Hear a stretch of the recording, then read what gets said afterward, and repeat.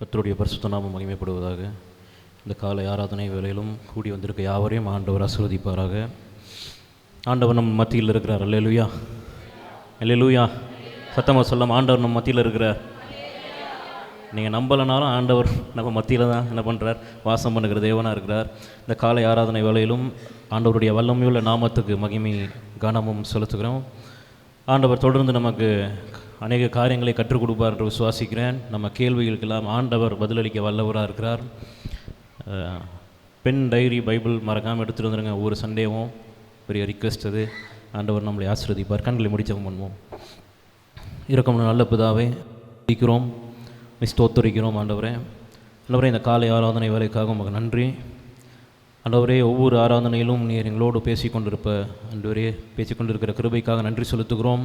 ஆண்டவரே, ஒவ்வொரு பாதையையும் உம்முடைய கரங்களில் நாங்கள் தாழ்த்தி ஒப்பு கொடுக்குறோம். உம்முடைய வார்த்தைகளை வழிநடத்துவதாக ஆண்டவரே ஸ்தோத்திரம். உம்முடைய சத்தியம் எங்களை ஆண்டவரே நாங்கள் நடக்க வேண்டிய வழியை காண்பிப்பதாக ஆண்டவரே ஸ்தோத்திரம். இந்த ஆராதனை வேளையிலும் வந்திருக்கிற ஒவ்வொருத்தருக்காக சுமனுகிறோம். ஆண்டவரே, உம்முடைய வார்த்தை எங்களுக்கு நீர் விளங்க செய்வீராக. பரிசுத்த ஆவியானவருடைய தொடுதலை நாங்கள் உம்முடைய வார்த்தையின் மூலமாய் உணரும்படியாய் ஆண்டவரே ஸ்தோத்திரம். இந்த செய்தியின் பகுதியை ஆசீர்வதிங்க.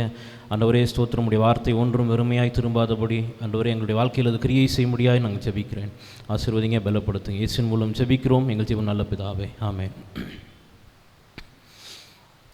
கடந்த 2 மாதமாக நம்ம ஆதியாகமம் புத்தகத்திலிருந்து தியானிச்சுக்கிட்டு இருக்கோம். நம்ம முக்கியமாய் ஆபிரகாமுடைய வாழ்க்கையிலிருந்தும் லோத்தினுடைய வாழ்க்கையிலிருந்தும் நம்ம தியானிச்சுக்கிட்டு வரோம்.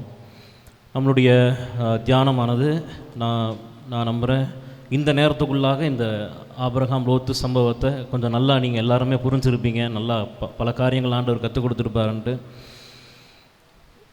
மே மாதத்தில் நம்ம பார்த்தோம், ஆபிரகாமுடைய வாழ்க்கையை குறித்து நம்ம பார்த்துருந்தோம். ஆபிரகாமுடைய வாழ்க்கையில் ஆபிரகாம் என்னென்னலாம் செய்தார், அவர் என்னென்னலாம் பண்ணார். முக்கியமாக இந்த 5 கதவுகளை குறித்து நம்ம தியானிச்சுக்கிட்டு இருந்தோம். சமாதானத்துக்கான கதவை ஆபிரகாம் திறந்தார், விட்டு கொடுப்பதற்கான கதவை ஆபிரகாம் திறந்தார்னு வாசித்தோம். அடுத்து நிலைத்திருக்கும்படிக்கான கதவை ஆபிரகாம் திறந்தார். அடுத்து ஆசீர்வாதத்துக்கான கதவை திறந்தார்.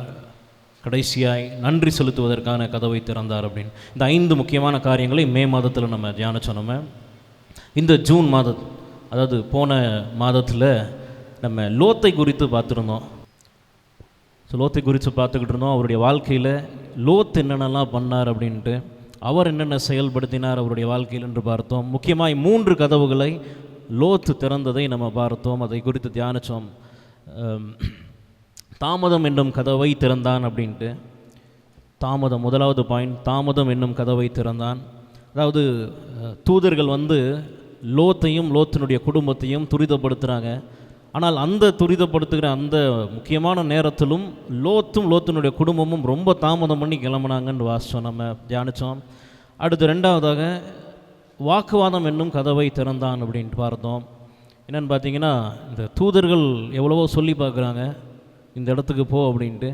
ஆனால் அந்த இடத்துலையும் லோத்து ஆண்டவருடைய வார்த்தைக்கு செவி சாய்க்காமல் என்ன பண்ணுகிறான், அந்த இடத்துல ஒரு வாக்குவாதம் பண்ணுறான் தூதனோடு கூட.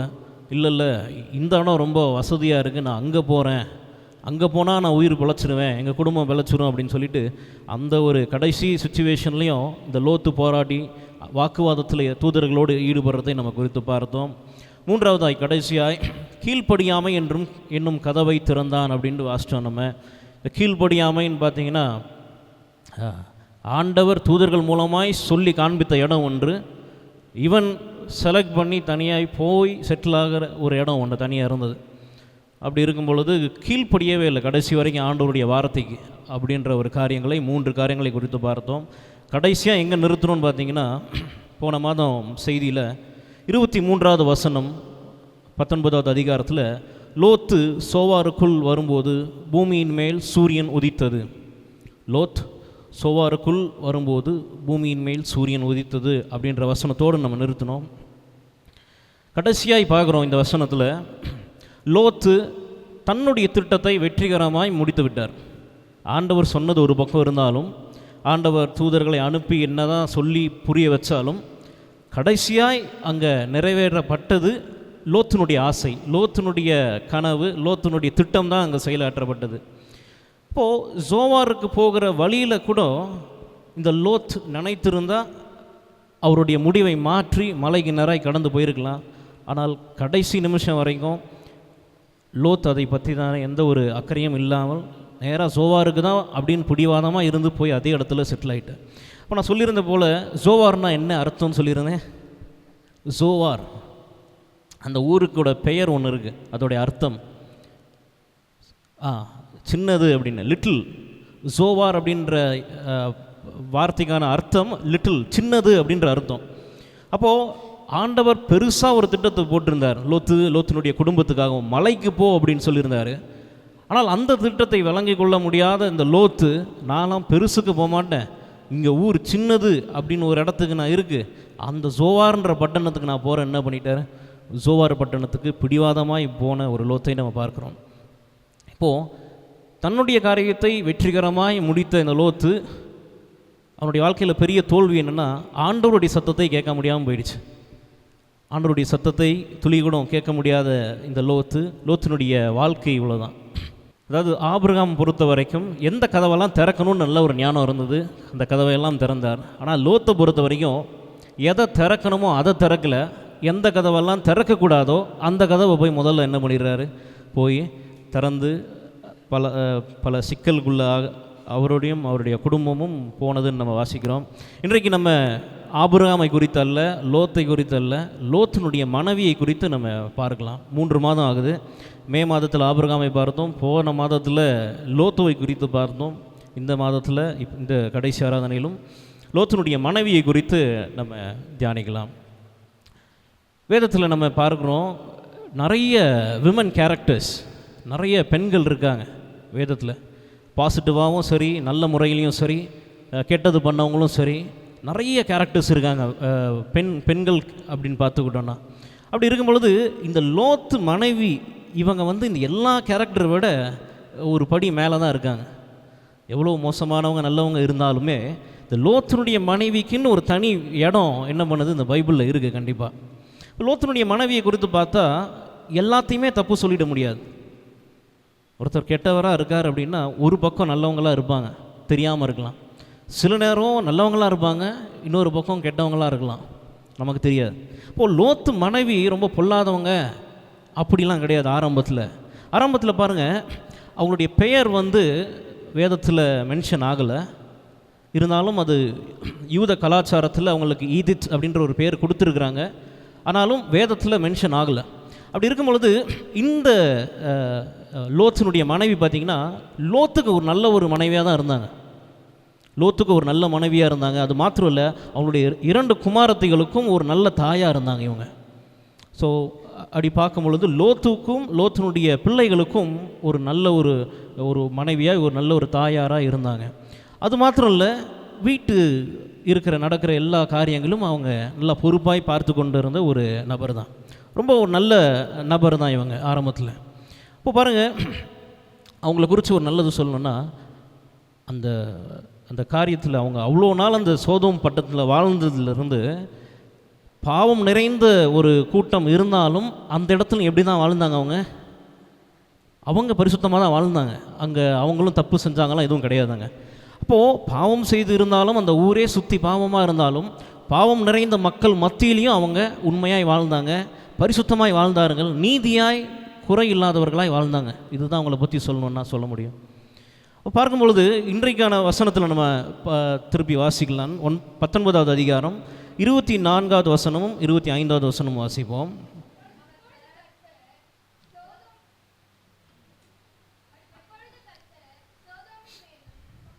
மேலும் கர்த்தராலே வானத்திலிருந்து கந்தகத்தையும் அக்கினியையும் வர்ஷிக்க பண்ணி அந்த பட்டணங்களையும் அந்த சமபூமி அனைத்தையும் அந்த பட்டணங்களின் எல்லா குடிகளையும் பூமியின் பயிரையும் அழித்து போட்டார்.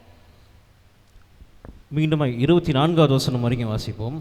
அது மட்டும் வாசிப்போம். அப்பொழுது கர்த்தர் சோதோமின் மேலும் கொமோராவின் மேலும் கர்த்தராலே வானத்திலிருந்து கந்தகத்தையும் அக்கினியையும் வர்ஷிக்க பண்ணினார்.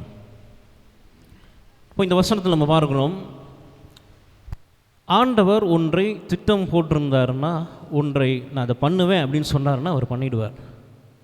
நம்புகிறோமா? ஒன்றை பண்ணுவேன் அப்படின்னு சொல்லினா ஆண்டவர் பண்ணிடுவார். அதை கேம்லாம் ஆடிக்கிட்டு இருக்க மாட்டார். இதை பண்ணிடுறேன், இதை பண்ண போகிறேன் 1 2 3 சொல்கிறதுக்குள்ளே பண்ணிவிடும். இப்படி கண்ணாம்பூச்சிலாம் என்ன பண்ண மாட்டார். ஆண்டவர் ஆடுகிற தேவனும் இல்லை. அதே மாதிரி ஐயோ தெரியாமல் வார்த்தையை விட்டுட்டோன்னே என்ன நடக்குமோ, சரி வாபஸ் வாங்கிக்கிறேன் என் வார்த்தையை அப்படின்னு ஒரு நாள் ஆண்டவர் நினைக்கிற தேவன் இல்லை. ஐயோ தெரியாமல் மறந்து போயிட்டேனே, வேறு ஏதோ ஒரு வேலையில் அவசரத்தில் மறந்துட்டேன் அப்படின்னு ஆண்டவர் என்ன பண்ண மாட்டார். அப்படிலாம் சொல்லுகிற தேவன் இல்லை. பார்க்குறோம், அவர் வார்த்தையில் உண்மையாய் இருக்கிற ஒரு தேவன், வார்த்தையில் உண்மை உள்ள தேவன் நம்ம ஆண்டவர். அவருடைய வார்த்தைக்கு ரொம்ப நீதியாக இருக்கணும்னு நினைப்பார். நீதியை தான் பண்ணணும்னு ஆண்டவர் என்ன பண்ணுவார், நினைப்பார். அதனால தான் அவர் நீதியின் தேவன் நம்ம வாசிக்கிறோம். பாருங்கள், ஒரு கூட்ட மக்களை ஆண்டவர், அதாவது பாவம் நிறைந்த ஒரு கூட்ட மக்களை ஆண்டவர் பார்க்குறாருன்னு சொன்னிங்கன்னா உடனடியாக போய் அவங்கள அழிச்சிட மாட்டார். அது நினிவே மக்களாக இருக்கட்டும், பைபிளில் எந்த இடமா இருக்கட்டும், உடனே ஒரு கூட்டத்தை பார்த்து இல்லை நீ தப்பு பண்ணுற, உடனே ஒன்று அழிச்சிருவேன் ஆண்டவர் என்ன பண்ணதில்லை, இது வரைக்கும் சொன்னதே கிடையாது. இமீடியட்டாக போய் அங்கே அழிவை ஒன்று கட்டளையிட மாட்டார். முதல்ல வெயிட் பண்ணுவார், அடுத்து வார்ன் பண்ணுவார், அடுத்து தான் பிறகு தான் 3வது ஸ்டெப் தான் என்ன பண்ணுவார், தண்டிக்கிறதாகட்டும் அழிக்கிறதாகட்டும். இந்த அப்போது முதலாவது எடுத்த உடனே போய் அழிச்சிட மாட்டார், வெயிட் பண்ணுறார் ஆண்டவர், இவங்க மனம் திரும்புவாங்க அப்படின்ட்டு. தீர்க்கதரிசிகளை அனுப்புகிறார், வெயிட் பண்ணுறாரு, அடுத்து வார்ன் பண்ணுறாரு, பிறகு தான் ஒரு முடிவுக்கு வரார். அப்போது அவர் அன்பான தேவனாக இருக்கிறார், கிருபையின் தேவன், இரக்கத்தின் தேவனாக இருக்கிறார். அதனால தான் அவர் வார்ன் பண்ணுறார், அதனால தான் கண்டிக்கிறார். நான் இந்த மாதிரி அழிவை கொண்டு வந்துட போகிறேன், நான் ரொம்ப இரக்கமுள்ளவனாக இருக்கேன், அதாவது இரக்கமுள்ள தேவனாக இருக்கிறேன் நான், அதனால் தயவு செய்து நீ என்ன பண்ணிவிடு, நீ திரும்பிடு, நீ என்னுடைய வழியில் நட அப்படின்னு சொல்லிட்டு ஆண்டவர் வார்ன் பண்ணுறார். அவர் வார்ன் பண்ணுறதுக்கான அர்த்தம் என்னென்னா, அவர் அன்பாக இருக்கிற தேவன், கிருபையாக இருக்கிற தேவன், இரக்கமாக இருக்கிற தேவன். இப்படியே விட்டுட்டு போயிடுற தேவன் இல்லை, வார்ன் மட்டும் பண்ணிவிட்டு சரிப்பா அப்படின்ட்டு. அவர் எவ்வளவுக்கு எவ்வளோ அன்பான தேவனாக இருக்கிறாரோ அவ்வளோக்கு அவ்வளோ அவர் நீதியின் தேவனாகவும் இருக்கிறார். அப்போது அவர் சில நேரத்தில் பனிஷ் பண்ணுறார், தண்டிக்கிறார், அழிக்கிறார். காரணம் என்னென்னா, அவர் நீதியின் தேவன். அவர் நீதியும் தவறக்கூடாது, அன்பும் தவறக்கூடாது, கிருபையும் தவறக்கூடாது, இரக்கமும் தவறக்கூடாது. இதுக்கு எல்லாற்றுக்கும் மேட்ச் பண்ணுற ஒரு தேவன் தான் நம்மளுடைய ஆண்டவர். அல்லேலூயா. நீதியும் தவற மாட்டார், அன்பையும் தவற மாட்டார். எங்கே அன்பை செலுத்தணுமோ செலுத்துவார், எந்த இடத்துல வார்னிங் கொடுக்கணுமோ அந்த இடத்துல வார்னிங் கொடுப்பார், எந்த இடத்துல கிருபை செலுத்தணுமோ அந்த இடத்துல கிருபை செலுத்துவார், எந்த இடத்துல தயவு செலுத்தணுமோ அந்த இடத்துல தயவு செலுத்துவார். அப்படி இந்த சோதோம் மக்களை பார்த்த உடனே அழிச்சிடல, வார்ன் பண்ணுறார், வெயிட் பண்ணுறாரு, பிறகு தான் இந்த காரியத்தெல்லாம் ஆண்டவர் செய்கிறார். இப்போது ஜட்ஜ்மெண்ட், அதாவது நியாய தீர்ப்பை என்ன பண்ணுறாரு, அனுப்புகிறார் அந்த சோதோம் மக்கள் மேலே. ஏன் இந்த தண்டனையெல்லாம் அனுப்புகிறாருன்னு பார்த்தீங்கன்னா, அவருடைய எல்லைக்கெல்லாம் மேலே போயிடுச்சுது. அவருடைய கிருபை, அந்த அந்த டாலரன்ஸ், அதை தாங்கிறதுக்கான அந்த அந்த காரியம், பொறுமையின் காரியம், ஆண்டவரையே சோதித்த ஒரு மக்கள். இப்போ ஆண்டவர் வெயிட் பண்ணி பார்க்குறாரு, சரி இன்றைக்கி மாறிடுவான், நாளைக்கு மாறிடுவான் அப்படின்னு. அவள் கடைசி வரைக்கும் மாறாததுனால அவருடைய பொறுமைக்கு எல்லாம் மீறி, அவருடைய கிருபை எல்லை மீறி, அவருடைய இரக்கத்தின் எல்லையை மீறி, அன்பின் எல்லையை மீறி என்ன பண்ணிடுச்சு, அவருடைய பொறுமையின் எல்லையை மீறி கடைசியாக தான் அவர் அந்த முடிவுக்கு வரார். இப்போது ஆண்டவர் எடுத்த உடனே பண்ணுகிற தேவன் இல்லை, பொறுமையாக இருக்கிறார் ரொம்ப. இப்போது லோத்தினுடைய 2 குமாரத்திகளும் லோத்தினுடைய மனைவியும் இப்போது ஓடி என்ன பண்ணுறாங்க, சோதோமிலிருந்து வெளியே வராங்க. அதுக்கு பிறகு தான் இந்த காரியம் நடக்குது. 24வது வசனம் வாசிப்போம். அது வாசிச்சிருக்கோம் ஏற்கனவே. ஆண்டவர் என்ன பண்ணுகிறார் என்றால், வானத்திலிருந்து சோதோம் குமாரா மேலே என்ன அனுப்புகிறார்ன்றிருக்கு, அக்னியும் கந்தகமும் அனுப்புகிறார் என்று பார்க்குறோம். நம்ம ஏற்கனவே பார்த்துருக்குறோம், சோதோமில் இருந்த எல்லா மக்களும் ஆண்டவருக்கு முன்பதாய் அருவருப்பான காரியங்களை செய்தார்கள். இப்போது ஆண்டவருடைய பார்வைக்கு முன்பதாக யாருமே நல்லது செய்யலைன்னு அர்த்தம். அப்படி இருக்கும் பொழுது லோத்து நீதிமானாய் காணப்பட்டார். லோத்து, நான் போன மாதம்லாம் கொஞ்சம் நெகட்டிவாக சொல்லும் பொழுது நெகட்டிவ் கேரக்டர் போல் நினச்சிக்கூடாது, அந்த வசனத்தை பொறுத்து. இப்போ லோத்து, இப்போ எப்படி லோத்தினுடைய மனைவியை ஒரு பாசிட்டிவ் சைடும் இருந்தது, அந்த மாதிரி லோத்துக்கு நல்ல குணங்கள்லாம் இருக்குது, நல்ல ஒரு நீதிமான், நல்ல ஒரு பக்தியான பரிசுத்தமான ஒரு நபர் தான் இந்த லோத்து. அப்படி இருக்கும் பொழுது ஊரே சுற்றி கரெக்டாக அசுத்தத்துலேயும் அருவருப்புலையும் இருந்தாலும் இந்த லோத்து தன்னுடைய பரிசுத்தத்தை காத்து கொண்ட ஒரு மனுஷன். ஆண்டவரை சர்டிஃபிகேட் பண்ணுறாரு, அதாவது இவன் ரொம்ப நீதிமான் அப்படின்னு ஆண்டவர் அக்செப்ட் பண்ணிக்கிறார். அப்போ அந்த இவன் நீதிமான்ட்டு ஆண்டவர் ஏற்றுக்கொள்ளணும்னா எவ்வளோ நீதியாக வாழ்ந்திருப்பார்னு பார்க்கணும். அப்போது நீதிமான் தான் அவர். அதனால தான் ஆண்டவர் இந்த லோத்தையும் லோத்தினுடைய குடும்பத்தையும் காப்பாற்ற வேண்டும் என்று சொல்கிற ஒரு முயற்சிக்கு தான் ஆண்டவர் என்ன பண்ணுகிறார், கடந்து வந்திருக்கிறார். நான் போன மாதத்தில் சொன்னது போல் இந்த சோதோம் குமோரனுடைய பாவத்தை ஒரு வல்லுநர் சொல்கிறாரு, அதை ஆராய்ச்சி பண்ணி அதை எழுதக்கூட முடியல, அதை பேப்பரில் எழுதவும் முடியாது, அதை டைப்பும் அடிக்க முடியாது, அவ்வளோ அருவருப்பான காரியங்கள் அப்படின்னு சொல்லிட்டு நம்ம பார்த்தோம். அவ்வளோ ஒரு மோசமான இடம் இந்த சோதோம் குமாரா. அப்படி என்ன மோசமான காரியம் அப்படின்னு பார்த்தீங்கன்னா, அது ரொம்ப டீட்டெயிலாக போக முடியாது. இந்த சோதோம் குமாராவில் இருந்த மக்கள்லாம் இந்த ஓரினை சேர்க்கையாளர்கள், ஹோமோசெக்சுவல்ஸ். அவங்க இப்போது நம்ம ஏதோ இந்த நவீன காலத்தில் தான் இதெல்லாம் பேர்லாம் வருது, இந்த பல கிளைகள்லாம் இதுலேருந்து உருவாகுது அப்படின்னு நினச்சிருக்கோம். இப்போ உருவான காரியங்கள் இது. அந்த காலத்திலே என்ன பண்ணியிருக்கு, இந்த ஓரினை செயற்கையாளர்கள் அப்போவே உருவாகியிருக்காங்க, அதுக்கும் முன்பதாக இருந்தும் உருவாகியிருக்காங்க. இப்போ எதுவுமே புதுசு கிடையாது, வானத்துக்கு கீழே இல்லை, பைபிளில் தான் போட்டு எல்லாமே ஒரு காலத்தில் இருக்குது, இப்போ வேறு பேரில் வருது, வேறு ஒன்றும் இல்லை. அப்படி இது இப்படிப்பட்ட ஒரு ஊர் அப்படின்றதுனால ஒவ்வொரு தெருக்களிலும் ஒவ்வொரு சந்துகளிலும் இந்த மாதிரி அருவருப்பு ஓப்பனாகவே நடக்கும், அந்த கேள்வி கேட்க யாரும் முடியாது. ஸோ இப்படிப்பட்ட ஒரு ஒரு ஒரு ஊர் தான் இந்த சோதோம் குமாரா. இதை குறித்து தெளிவாக நம்ம பார்க்கணும்னு சொன்னிங்கன்னா, ஒரு இன்சிடெண்ட்டை, இந்த தூதர்கள் வராங்க பார்த்தீங்களா, தூதர்களை வெளியே அனுப்ப சொல்லி அந்த ஊர் மக்கள் சொல்கிறாங்க. எதுக்குன்னா இந்த காரியத்துக்கு தான். அப்போது தூதர்களாக இருக்கட்டும், அந்த ஊருக்கு யார் விருந்தாளியாக வரட்டும், விருந்தாளிகிட்ட எப்படி நடக்கணும்னு தெரியாத ஒரு ஜனங்கள், அவங்கக்கிட்டேயே தவறாய் நடக்கக்கூடிய ஒரு ஜனங்கள் தான் இந்த சோதோம் குமாரா. இப்போது இது தெரிந்து பண்ணாங்களா தெரியாமல் பண்ணாங்களான்னா தெரிந்து தான் பண்ணாங்க. இது ஓப்பனாக நடந்தது. இப்போ எப்படி சந்தெல்லாம் இருக்குது அங்கங்கே மார்க்கெட், அந்த மாதிரி அந்த இடத்துல ஓப்பனாக நடந்த ஒரு காரியம்தான் இந்த காரியங்கள்லாம். இப்போது இவ்வளோ பெரிய அருவருப்பான காரியத்தில் இருந்து தான் ஆண்டவர் லோத்தை வான் பண்ணி என்ன பண்ணுறாரு, கொண்டு போகலான்னு ஆண்டவர் முயற்சி பண்ணுறார். இப்போ இதனால தான், இந்த பாவத்தின் நிமித்தமாய் தான் ஆண்டவர் அந்த பட்டணத்தை ஆண்டவர் அழித்தார் என்று வாசிக்கிறோம். அதுவும் முக்கியமாய் வானத்திலிருந்து கந்தகமும் அக்கினியும் வர்ஷிக்க பண்ணினார் அப்படின்றது. ஆங்கிலத்தில் சல்ஃபர் அப்படின்னு இருக்கும், சல்ஃபர் அண்ட் ஃபயர், சல்ஃபரும் நெருப்பும் ஆண்டவர் வர பண்ணினார் அப்படின்ட்டு.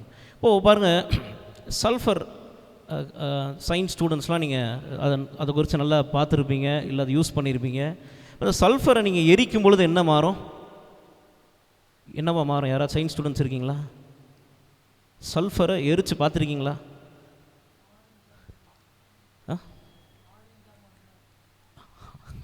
கலர் இல்லை, அது ப்ளூவாக மாறுன்ற மாதிரி சொன்னாங்க. சல்ஃபர் டை ஆக்சைடு என்ன பண்ணோம், அதிலிருந்து சல்ஃபரை எரிக்கும் பொழுது சல்ஃபர் டை ஆக்சைடுன்னு ஒரு திரவம், அது ஒரு கேஸ் வெளியே லீக் ஆகும்.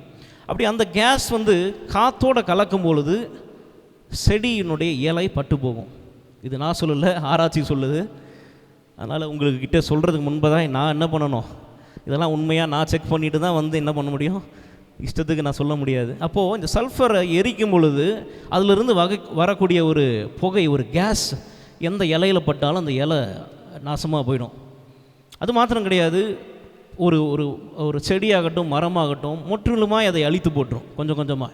அப்போது இதை நம்ம சுவாசிச்சோன்னா என்ன ஆகுன்னு பார்த்தீங்கன்னா, ஹெல்த்தில் பல ப்ராப்ளமும் வரும். லங்ஸுக்கு முக்கியமாய் பிரச்சனை தரக்கூடிய ஒரு கேஸ் இதிலேருந்து வெளியே வருது.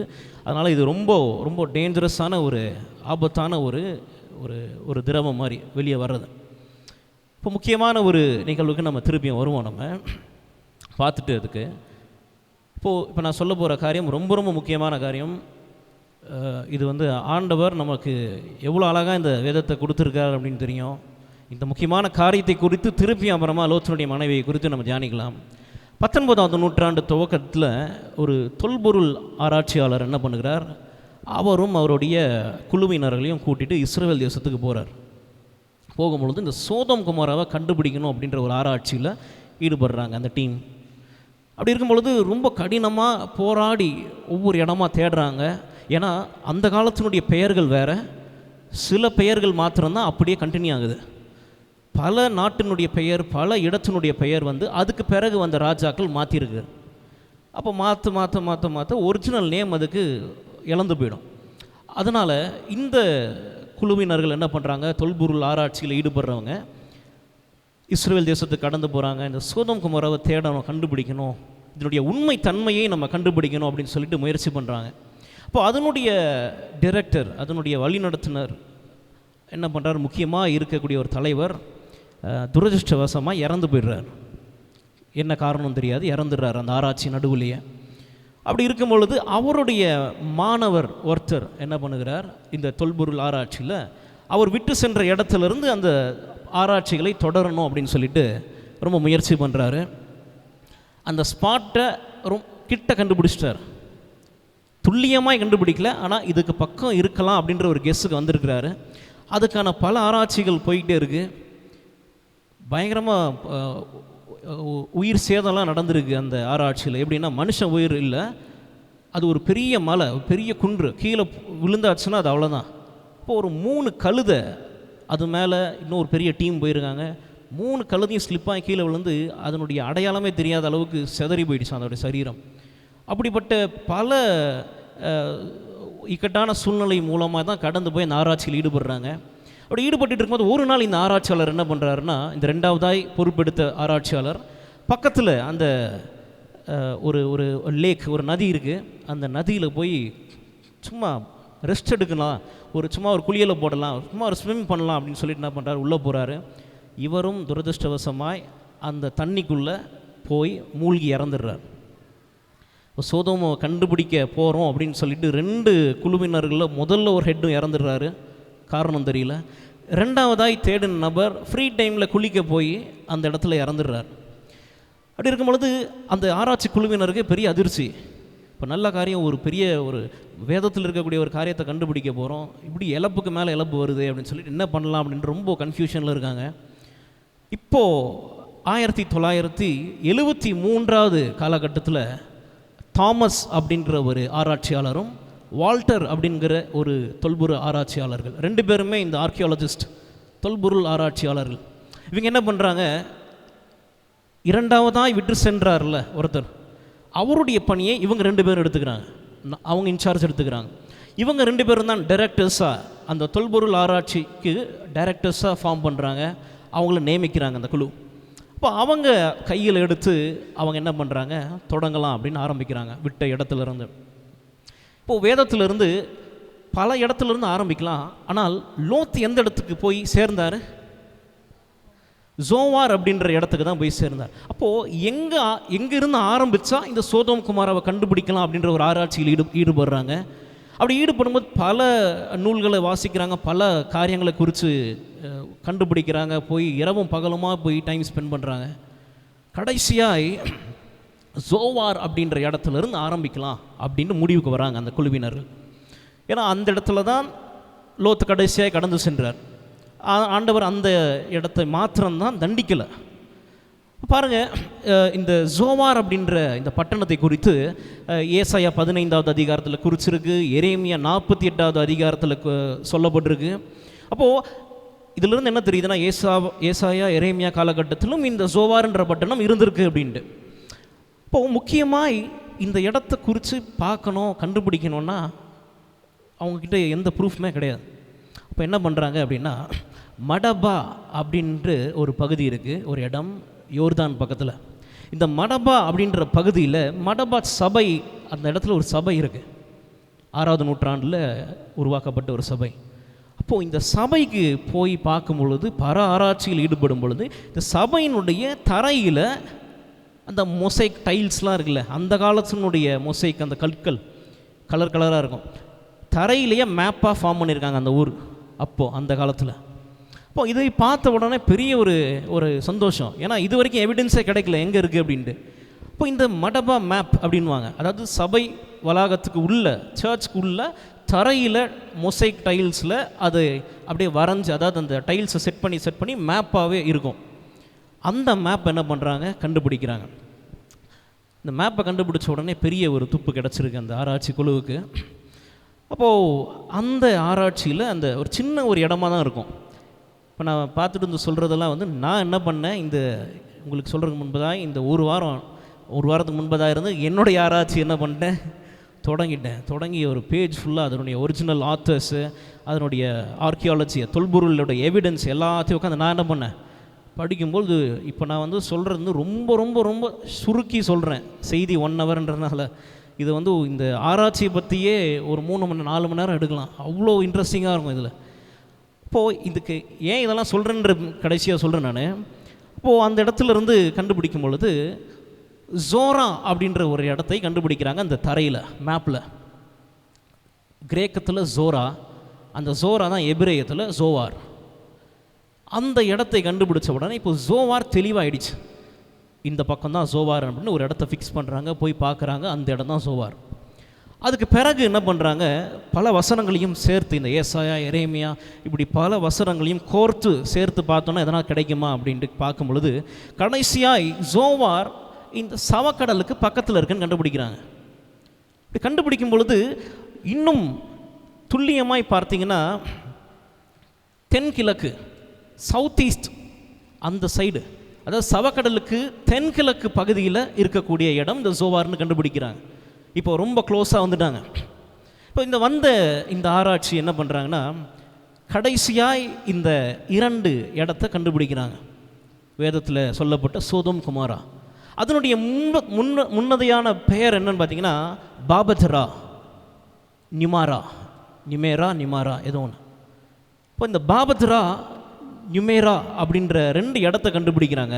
இந்த பாபத்ரானா வேறு ஒன்றும் இல்லை சோதோம், இந்த நியூமேரானா வேறு ஒன்றும் இல்லை இந்த கொமோரா தான் நியூமேராவாய் என்ன பண்ணியிருக்கு, காலகட்டத்தில் மாறி இருக்கு. அப்போது இந்த சோதோம் தான் பாபத்ரா,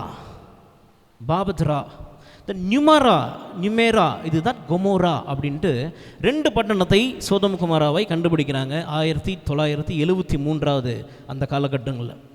இப்போ இந்த இடத்துல தான் ரொம்ப முக்கியமான ஒரு இடத்துக்கு நம்ம போகிறோம். அவங்க அந்த இடத்துக்கு போயிடுறாங்க.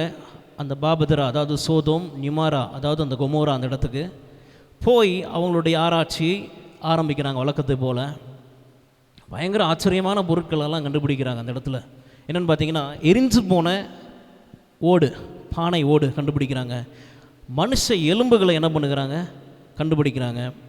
அடுத்து சாம்பல், அவங்க போய் அந்த இடத்துல போய் தோண்டும் பொழுது ஒரு குறிப்பிட்ட லேயருக்கு மேலே முழுக்க கருப்பு கலர் லேயரில் இருக்கும்.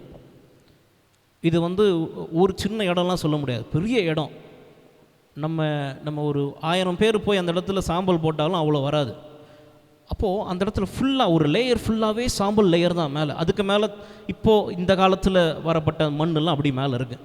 அப்போது அந்த ஆஷஸ், அந்த சாம்பல், அடுத்து அந்த காலத்தில் யூஸ் பண்ணப்பட்ட அந்த டெக்ஸ்டைல்ஸ், துணிகள், அடுத்து கயிறு, அடுத்து விதைகள், அடுத்து ரொம்ப ஆச்சரியமாய் திராட்சை கொலை சுருங்கி போய் ஒரு முழு திராட்சை கொலையை கண்டுபிடிச்சிருக்காங்க அந்த இடத்துல. இதெல்லாம் எப்படி கண்டுபிடிக்கிறாங்க அப்படின்னு பார்த்தீங்கன்னா இந்த எல்லா எவிடன்ஸும் ஒரு டேட்டோடு போய் மேட்ச் ஆகுது.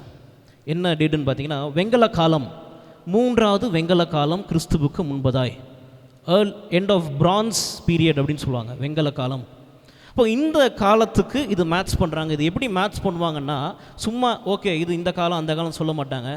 அந்த ஆராய்ச்சியில் அந்த துவல்களை எல்லாம் சேகரித்து அதில் படிஞ்சிருக்கக்கூடிய கார்பன் டேட்டிங் அப்படின்னு சொல்லுவாங்க அந்த ப்ராசஸ்க்கு.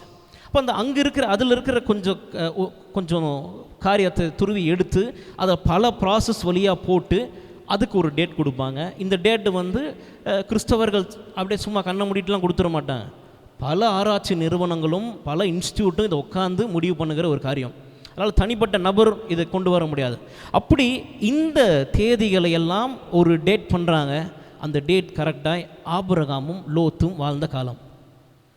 இந்த காலத்துக்கு தான் இந்த திராட்சை கொடியாகட்டும், இந்த பானையாகட்டும், இந்த துணியாகட்டும், விதைகளாகட்டும், அதாவது கிறிஸ்துவுக்கு 4000 வருடத்துக்கு முன்பதாய் அப்படின்ட்டு அந்த கார்பன் டேட்டிங்னுடைய ரிசல்ட் காமிக்குது. அப்போ அந்த 4000 வருடம் சொல்லும் பொழுது லோத்தும் ஆபிரகாமும் வாழ்ந்த அதே காலகட்டம் தான் பாருங்க. அது மாத்திரம் கிடையாது, அங்கே இருந்த மண்ணெல்லாம் பயங்கரமாய் அரிச்சு போய் கண்டுபிடிச்சிருக்காங்க. ஒரு பெரிய டாக்குமெண்ட்ரி இருக்குது, ஒரு பெரிய படம் மாதிரி ஒரு 30 நிமிஷம் 40 நிமிஷத்துக்கு இருக்குது. அங்கே போய் ஆராய்ச்சியாளர்கள் போய் வீடியோ எடுத்து போய் பல ஃபுட்டேஜ்லாம் இருக்குது லைவாக. ஸோ ஃப்ரீயாக இருக்கிற நேரத்தில் பாருங்கள், உங்களுக்கு இன்னும் வேதத்தை குறித்து தானே ஆர்வம் வரும். அப்போது அந்த இடத்தை குறித்து நம்ம இன்னும் பார்த்தோன்னு சொன்னிங்கன்னா அந்த ஆராய்ச்சியில் சார்கோல் கரி, பயங்கரமான கரி நிறைந்த ஒரு இடமா இருக்குது. அது மாத்திரம் இல்லை, அங்கே இருந்த சுவர்கள் எல்லாம் இடிக்கப்பட்டு எரிக்கப்பட்ட ஒரு நிலைமையில் இருக்குது. இப்போ இந்த இடத்துல வந்து என்ன சொல்கிறாங்கன்னா, திருடங்க இதை பண்ணியிருக்கலாம் அப்படின்ட்டு ஒரு ஆய்வு சொல்லுது. ஆனால் பாருங்கள், சோதோம் குமாரா இருக்குது, இவங்களுடைய சுடுகாடு இருக்குல்ல, அதாவது புதைக்கக்கூடிய இடம், அது சில மைல் தூரத்தில் இருக்குது, சில அடி தூரத்தில் தான் இருக்குது. அந்த இடத்துல எந்த ஒரு கத்தி கிடையாது, அம்பு கிடையாது, ஈட்டி கிடையாது. அந்த இடத்துல போர் நடந்து இந்த பர்னிங், இந்த இன்சிடெண்ட், இந்த ஃபயர் ஆக்சிடென்ட் நடந்திருக்குன்னு சொல்ல முடியாது. தனிப்பட்ட ஒரு நபர் இதை அட்டாக் பண்ணாருன்னு சொல்ல முடியாது. அப்படி இருக்கும்பொழுது ரொம்ப ரொம்ப முக்கியமான ஒரு எவிடன்ஸ் என்னென்னா, சல்ஃபர் பால் அந்த இடத்துல காணப்படுது. இப்போ நான் முன்னாடி சொல்லிகிட்டு இருந்தது போல் கந்தகம் தான், அதானே கந்தகம் தான் அதுக்கு பேர். கந்தக பந்து, சல்ஃபர் பால் அந்த இடத்துல முழுவதுமாய் அந்த இடத்துல காணப்படுது. அது மாத்திரம் இல்லை, அந்த வீடியோ பார்க்கும் பொழுது அந்த சல்ஃபர் எடுத்து எரிக்கிறாரு, அது அப்படியே அந்த பெரிய கட்டி கல் மாதிரி இருக்குது, அது அப்படியே கரைஞ்சி என்ன பண்ணுது, லிக்விட், இந்த கேண்டில்லாம் ஊற்றுவாங்கள்ல, அதை போல் கீழே ஊற்றுது. இப்போது இந்த சல்ஃபர் பாலை குறித்து நான் பார்க்கும் பொழுது ரொம்ப ஆச்சரியமாக இருந்தது. அந்த இடம் முழுக்கவும் அப்படியே தான் இருக்குது. இப்போ எப்படி மண்ணில் அந்த ஒரு ஏதாவது ஒரு பகுதி மலை பிரதேசத்துக்கு போனால் கல் அங்கங்கே இருக்கும், அதை மாதிரி இந்த இடத்துல மண்ணுக்கு உள்ளேயும் இருக்குது, மண்ணுக்கு வெளியிலையும் இருக்குது, மண்ணுக்கு நடுவுலையும் இருக்குது மாட்டிட்டு.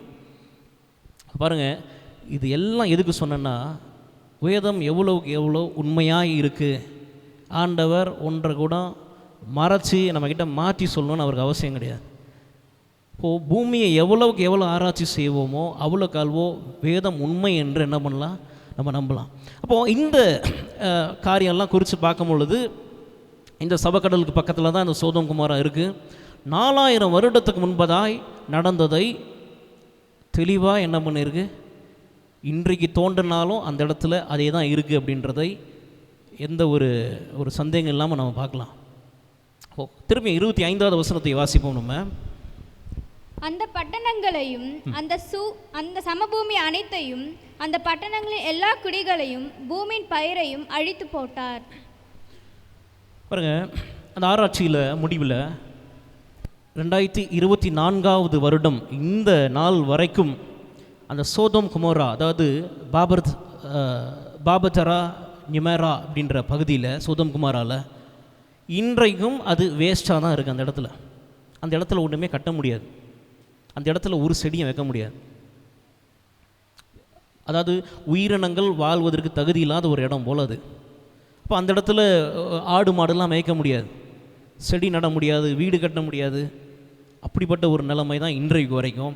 பாருங்கள், அதனுடைய சோதோம் குமாரனுடைய சோகமான அந்த முடிவு பாருங்கள். அதில் ஒரு சின்ன நபர் கூட தப்பிக்க முடியல.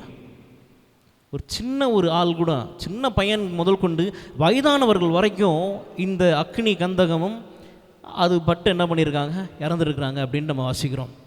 அப்போது ஒரு காலகட்டத்தில் இந்த சோதோம் குமாரா எப்படிப்பட்ட ஒரு இடம்னு பார்த்திங்கன்னா, நல்லா பசுமையாக இருந்தக்கூடிய ஒரு இடம் இல்லை, நம்ம கூட வாசிக்கிறோம். ரொம்ப பசுமையாக இருந்தக்கூடிய ஒரு இடம், நல்ல ஆடு மாடலுக்கு ஏற்ற ஒரு இடம். எங்கன்னு பார்த்தீங்கன்னா, ஆதியாகமம் 13வது அதிகாரம் 10வது 11வது வசனத்தில் இதை குறித்து ரொம்ப தெளிவாக இருக்கும். இது அழிவுக்கு முன்பதாய் நடந்த காரியம். 13வது அதிகாரம் 10வது 11வது வசனத்தை வாசிப்போம். அப்பொழுது லோத்து தன் கண்களை ஏறெடுத்து பார்த்து, யோர்தான் நதிக்கு அருகான சமபூமி முழுவதும் நீர்வளம் பொறிந்தனதாய் இருக்க கண்டான். கர்த்தர் சோதோமையும் குமாராவையும் அழிக்கும் முன்னே சோவாருக்கு போம் வழி மட்டும் அது கர்த்தருடைய தோட்டத்தை போலவும் எகிப்து தேசத்தை போலவும் இருந்தது. அப்பொழுது லோத்து யோர்தானுக்கு அருகான சமபூமி முழுவதையும் தெரிந்து கொண்டு கிழக்கே பிரயாணப்பட்டு போனான். இப்படி அவர்கள் ஒருவரை ஒருவர் விட்டு பிரிந்தார்கள். பாருங்க, அந்த இடத்துல தாவரியல் ஆராய்ச்சியாளர்கள் போய் அவங்க பங்குக்கு ஒரு ரிசர்ச் பண்ணியிருக்காங்க. அப்படி பண்ணும் பொழுது பார்த்தீங்கன்னா, அவங்க கண்டுபிடிச்ச அந்த ரிசல்ட், இந்த இடத்துல இந்த 4000 வருடத்துக்கு முன்பதாய் இருந்தக்கூடிய அந்த மண்ணெல்லாம் எடுத்து செக் பண்ணும் பொழுது இந்த சோதோம் குமாராவில் பயங்கர செழுமையான ஒரு தேசம்னு கண்டுபிடிச்சிருக்காங்க. இந்த இடத்துல பார்லி, கோதுமை, திராட்சை, அத்தி, ஃப்ளாக்ஸ் சீடு, அது மாத்திரம் கிடையாது, டேட்ஸு, ஒலிவ மரம், இப்படி பல மரங்களும் ரொம்ப செழிப்பாக இருந்த ஒரு இடம் அப்படின்ட்டு என்ன பண்ணியிருக்காங்க, கண்டுபிடிச்சிருக்காங்க. இப்போது ஒரு காலத்தில் எப்படிப்பட்ட ஒரு இடம் இந்த சோதோம் குமாரா, செமையாய் செழிப்பாக இருந்த ஒரு இடம். அது முக்கியமாய் ஏதேன் தோட்டத்தை போல, கர்த்தருடைய தோட்டத்தை போல இல்லை, வசனம் தான் சொல்லுது, கர்த்தருடைய தேவனுடைய தோட்டத்தை போல இருந்தது அப்படின்னா பார்த்துக்கோங்க. எவ்வளோக்கு எவ்வளோ செழுமையாக இருந்த ஒரு இடம். ஆனால் இப்போ எப்படி இருக்குது? இன்றைக்கு வரைக்கும், இப்போ நான் பேசி கொண்டு இருக்கிற, நீங்கள் கேட்டுக்கொண்டு இந்த நாள் வரைக்கும், இந்த நொடி வரைக்கும் அந்த சோதோம் குமாரா பட்டணத்தும் அப்படியே தான் இருக்குது. 4000 வருஷமாய் சும்மா இருக்கிற ஒரு இடம். இப்போது ஏதேன் தோட்டத்தை போல் செழிப்பாக இருந்தாலும் இப்போது அது பிரயோஜனம் இல்லாத ஒரு இடமா என்ன பண்ணிடுது, மாறி இருக்கு. பார்த்தீங்களா, இந்த சோதோம் குமாரனுடைய ஆரம்பம் பயங்கர அமோகமாக இருந்தது, பயங்கர செழிப்பாக. லோத்தே பார்த்து, அவ்வளோ தூரத்துலேருந்து பார்த்து, நான் இங்கே போனால் பொழைச்சி. இப்போ அந்த நாடா இஸ்ரவேலில் தான் இருக்குது, யோர்தானுக்கு. அதுதான் சொல்ல வரேன். இப்போது அடுத்து வருது, அதே இஸ்ரவேலில் தான் இருக்குது, அந்த சவக்கடல் பக்கத்தில் தான் இருக்குது, சேம் லொக்கேஷன் தான். இப்போது இந்த இடத்துல பாருங்கள், ஆரம்பம் பயங்கர உற்சாகமாக இருந்தது. இந்த சோதோம் குமாரனுடைய ஆரம்பம் பயங்கர செழிப்பு, என்ன பயங்கர மரம் செடி கொடி, என்ன தண்ணிக்கு அங்கே பஞ்சமே இல்லை அப்படிலாம் கண்டுபிடிச்சிருக்காங்க அந்த காலத்தில். ஆனால் இப்போது அற்பமான ஒரு முடிவாக என்ன பண்ணியிருக்கு, மாறி இருக்கு. இப்போது அங்கே விட்டதை நம்ம தொடரும் திருப்பியும் பாருங்கள். சோதோமில் இருந்து சோவாருக்கு ஓடி போகிற வழியில் நம்ம பார்க்குறோம், லோத்தினுடைய குடும்பமும் கிளம்புறாங்க. கிளம்பும்போது 4 பேர், லோத்தினுடைய மனைவி, லோத்தினுடைய 2 பெண் பிள்ளைங்க. ஆனால் சோவாருக்கு போய் சேரும் பொழுது எவ்வளோ பேர்? கிளம்பும்போது 4, போய் சேரும் பொழுது 3. லோத்து மனைவி 2 குமாரத்திகள் போகும் பொழுது, போய் சேரும் பொழுது திரும்பி பார்க்கும் பொழுது லோத்தும் 2 குமாரத்திகளும் தான் இருக்காங்க. இன்னொரு நபர் எங்கே எஸ்கேப்? 19ஆவது அதிகாரம் 26வது வசனத்தை வாசிப்போம் நம்ம. அவன் மனைவியோ பின்னிட்டு பார்த்து உப்பு தூணாலாம் ஆனால் திரும்பி பார்த்து என்ன பண்ணிட்டாங்க? உப்பு தூணாக மாறிட்டாங்க. இப்போ இந்த சம்பவம் சோதோமில் இருந்து கிளம்புன அந்த டைமில் இருந்து சோவாருக்கு போய் சேர்கிற இந்த இடைப்பட்ட நேரத்தில் நடந்தது தான் இன்றைக்கி நம்ம தியானிக்க போகிறோம். நம்ம இப்போது லோத்தை குறித்து பார்க்கும் பொழுது, லோத்து தலைவன், குடும்ப தலைவன் முன்னாடி தான் போயிருக்கணும் கண்டிப்பாக. ஏன்னா அந்த வசனத்தில், ஆங்கில வேதாகமத்தில் லோத்தினுடைய மனைவி லோத்துக்கு பின்னாடி இருந்து அப்படின்ட்டு இருக்கும். அப்போது நம்மளுடைய கணிப்பு ஓரளவுக்கு சரியாக இருக்கும் அப்படின்னு சொன்னால், லோத்து முன்னாடி போயிருக்கணும், 2 குமாரத்திகளும் நடுவில் போயிருக்கணும், லோத்தினுடைய மனைவி பின்னாடி போயிருக்கணும். அப்போது திடீரென்று இந்த அம்மா என்ன பண்ணிட்டாங்க, உப்பு தூணாய் போய்விட்டார்கள் அப்படின்ட்டு நம்ம பார்க்குறோம், திடீரென்று. இப்போது இன்றைக்கு தியானத்தில் நம்ம ஏன் இந்த லோத்து மனைவி உப்பு தூணால் ஆனால் என்ன காரணம் இருக்கும் அப்படின்றதை நம்ம தியானிக்க போகிறோம். பல காரணம் இருக்குது. ஒவ்வொரு பர்ஸ்பெக்டிவ், ஒவ்வொரு கோணத்துலேயும் நம்ம ஒவ்வொரு பாயிண்ட்டு, ஒவ்வொரு ரீசன், ஒரு காரணத்தை கண்டுபிடிக்க முடியும். ஆனால் முக்கியமாக 2 காரியத்தை நான் இன்றைக்கி தியானத்தில் நான் சொல்லலாம் அப்படின்ட்டுருக்கேன். முக்கியமானதாக எல்லா வசனமும், எல்லா இந்த சம்பவம் 2 காரியத்தை, இந்த 2 காரியத்திலே ஃபிட் பண்ணிடலாம் அப்படி இருக்குது. முதலாவது காரணம் என்னென்னு பார்த்தீங்கன்னா, ஏன் லோத்தினுடைய மனைவி உப்பு தூணாய் மாறினாள் அப்படின்னு பார்த்தீங்கன்னா, முதலாவது காரணம், ஆண்டவரின் வார்த்தையை அசட்டை செய்தாள். First reason, she neglected God's word. ஆண்டவரின் வார்த்தையை அசட்டை செய்தாள். 17வது வசனம் வாசிங்க, அதே அதிகாரத்தில் 17வது வசனம். அவர்களை வெளியே கொண்டு போய் விட்ட பின்பு அவர், உன் ஜீவன் தப்ப ஓடிப்போ, பின்னிட்டு பாராதே, இந்த சமபூமியில் எங்கும் நில்லாதே, நீ அழியாதபடிக்கு மலைக்கு ஓடிப்போ என்றார். பாருங்க, தேவதூதர்கள் ரொம்ப தெளிவாக சொல்கிறாங்க 4 காரியம். ஓடிப்போ, பின்னிட்டு பாராத, சமபூமியில் எங்கேயும் நிற்காத, மலைக்கு ஓடிப்போ. தெளிவாக இருக்கா? 4 ஓடிப்போ, பின்னிட்டு பாராத, சமபூமியில் நிற்காத, மலைக்கு போ. ரொம்ப தெளிவாக சொல்கிறாங்க இந்த தூதர்கள்.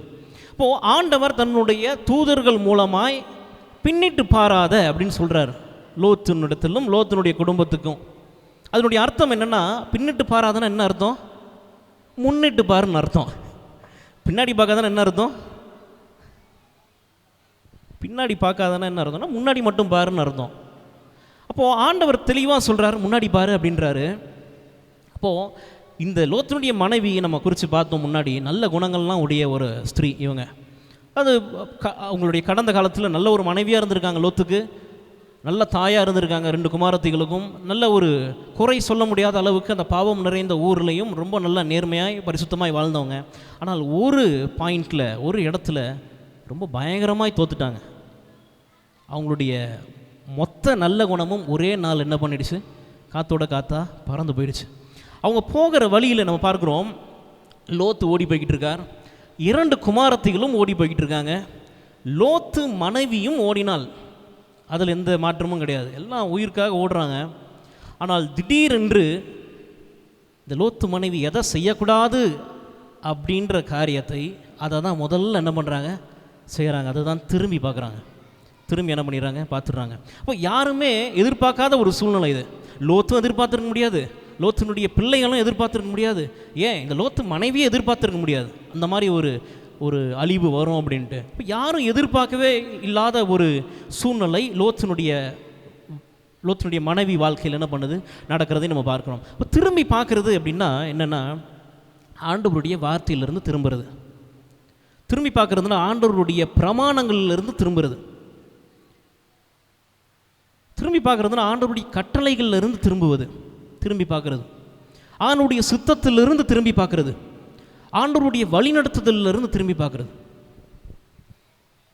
அப்போது திரும்பி பார்க்குறது அப்படின்னு சொன்னால் ஒரு சாதாரண காரியம் கிடையாது. அதுக்கு இட் காஸ்ட் சம்திங் கிரேட். அதாவது பல கிரயத்தை நீங்கள் செலுத்தணும் திரும்பி பார்க்குறதுனால.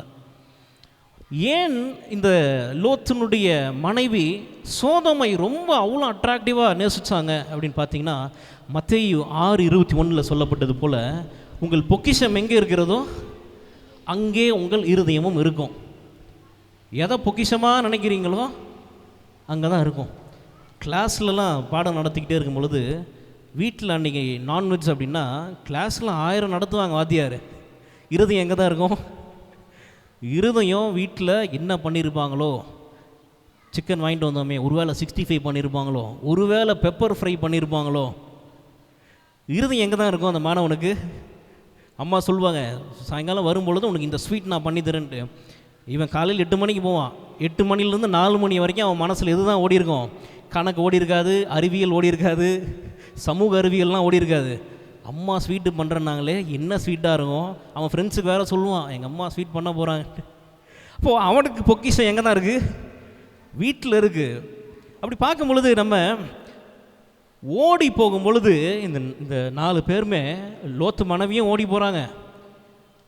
ரொம்ப ஒரு முக்கியமான காரியம் என்னென்னு பார்த்தீங்கன்னா, சரீரம் மட்டும்தான் ஓடிச்சு. லோத்தினுடைய மனைவிக்கு பாடி மட்டும்தான் ஓடிச்சு, இருதயம் எல்லாம் சோதோமில் தான் இருந்தது. ஓடினது சரீரம் மாத்திரம்தான், ஆனால் ஆவி, ஆத்மா எல்லாம், இருதயம் எல்லாமே எதை பொக்கிஷமாய் நினச்சாலும் அந்த இடத்துல தான் இருதயம் அங்கேயே விட்டுட்டு சரீரம் மட்டும் ஓடி வந்த மாதிரி. பின்னிட்டு திரும்பி பார்க்கும் பொழுது அவளுடைய அந்த வீட்டை பார்த்துருப்பா, விட்டு சென்ற அந்த நிலத்தை பார்த்துருக்கா, அந்த மக்களை குறித்து பார்த்துருப்பா. எதெல்லாம் விட்டுட்டு வந்தாலும் எல்லாத்தையும் என்ன பண்ணியிருப்பா, கடைசியாக ஒரு முறை பார்த்துருவோமே, லாஸ்ட்டாக ஒரு பார்வை பார்த்துருவோமே அதெல்லாம் அப்படின்ட்டு என்ன பண்ணியிருக்காங்க, பார்த்துருக்காங்க. இது துரதிருஷ்டவசமாய், அன்ஃபார்ச்சுனேட்லி இது துரதிருஷ்டவசமாய் திரும்பினாங்களா இல்லை வேணுமென்றே திரும்பினாங்களா அப்படின்னு சொன்னால், தூதர்கள் மூலமாய் எச்சரிப்பு வரலைன்னா இதை எதேர்ச்சியாக பார்த்துட்டாங்கப்பா அப்படின்னு சொல்லிடலாம்.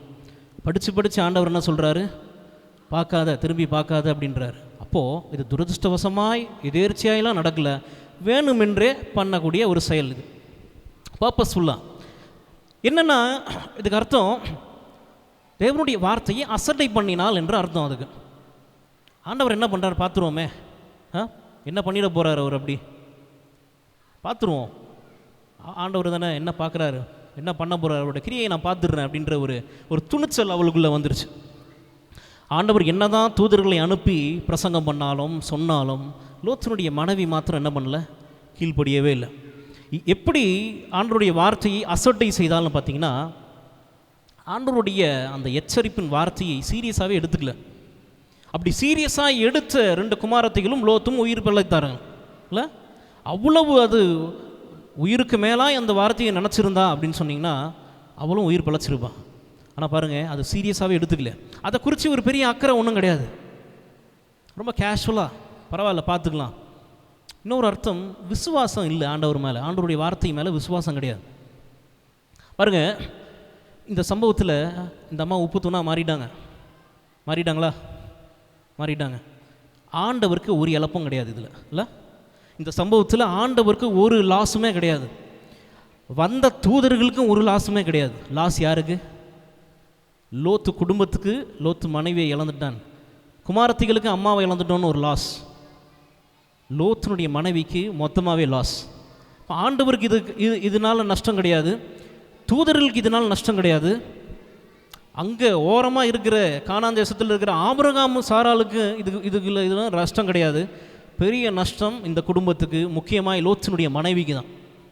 இன்றைக்கி பார்க்குறோம், அநேகர் இந்த சூழ்நிலையில் தான் என்ன பண்ணுறாங்க, அநேக கிறிஸ்தவர்கள் இந்த சூழ்நிலையில் தான் இருக்காங்க. ஆண்டவருடைய வார்த்தை என்ன பண்ணுறாங்க, அசட்டியாக என்னறாங்க, பார்த்துக்கலாம், அதை நான் ஃபேஸ் பண்ணிக்கலாம், ஆண்டவர் தானே பார்த்துக்கிறேன் அப்படின்ற ஒரு துணிச்சல் என்ன பண்ணுது, பிசாசானவன் அநேக நேரத்தில் போட்டுடுறான்.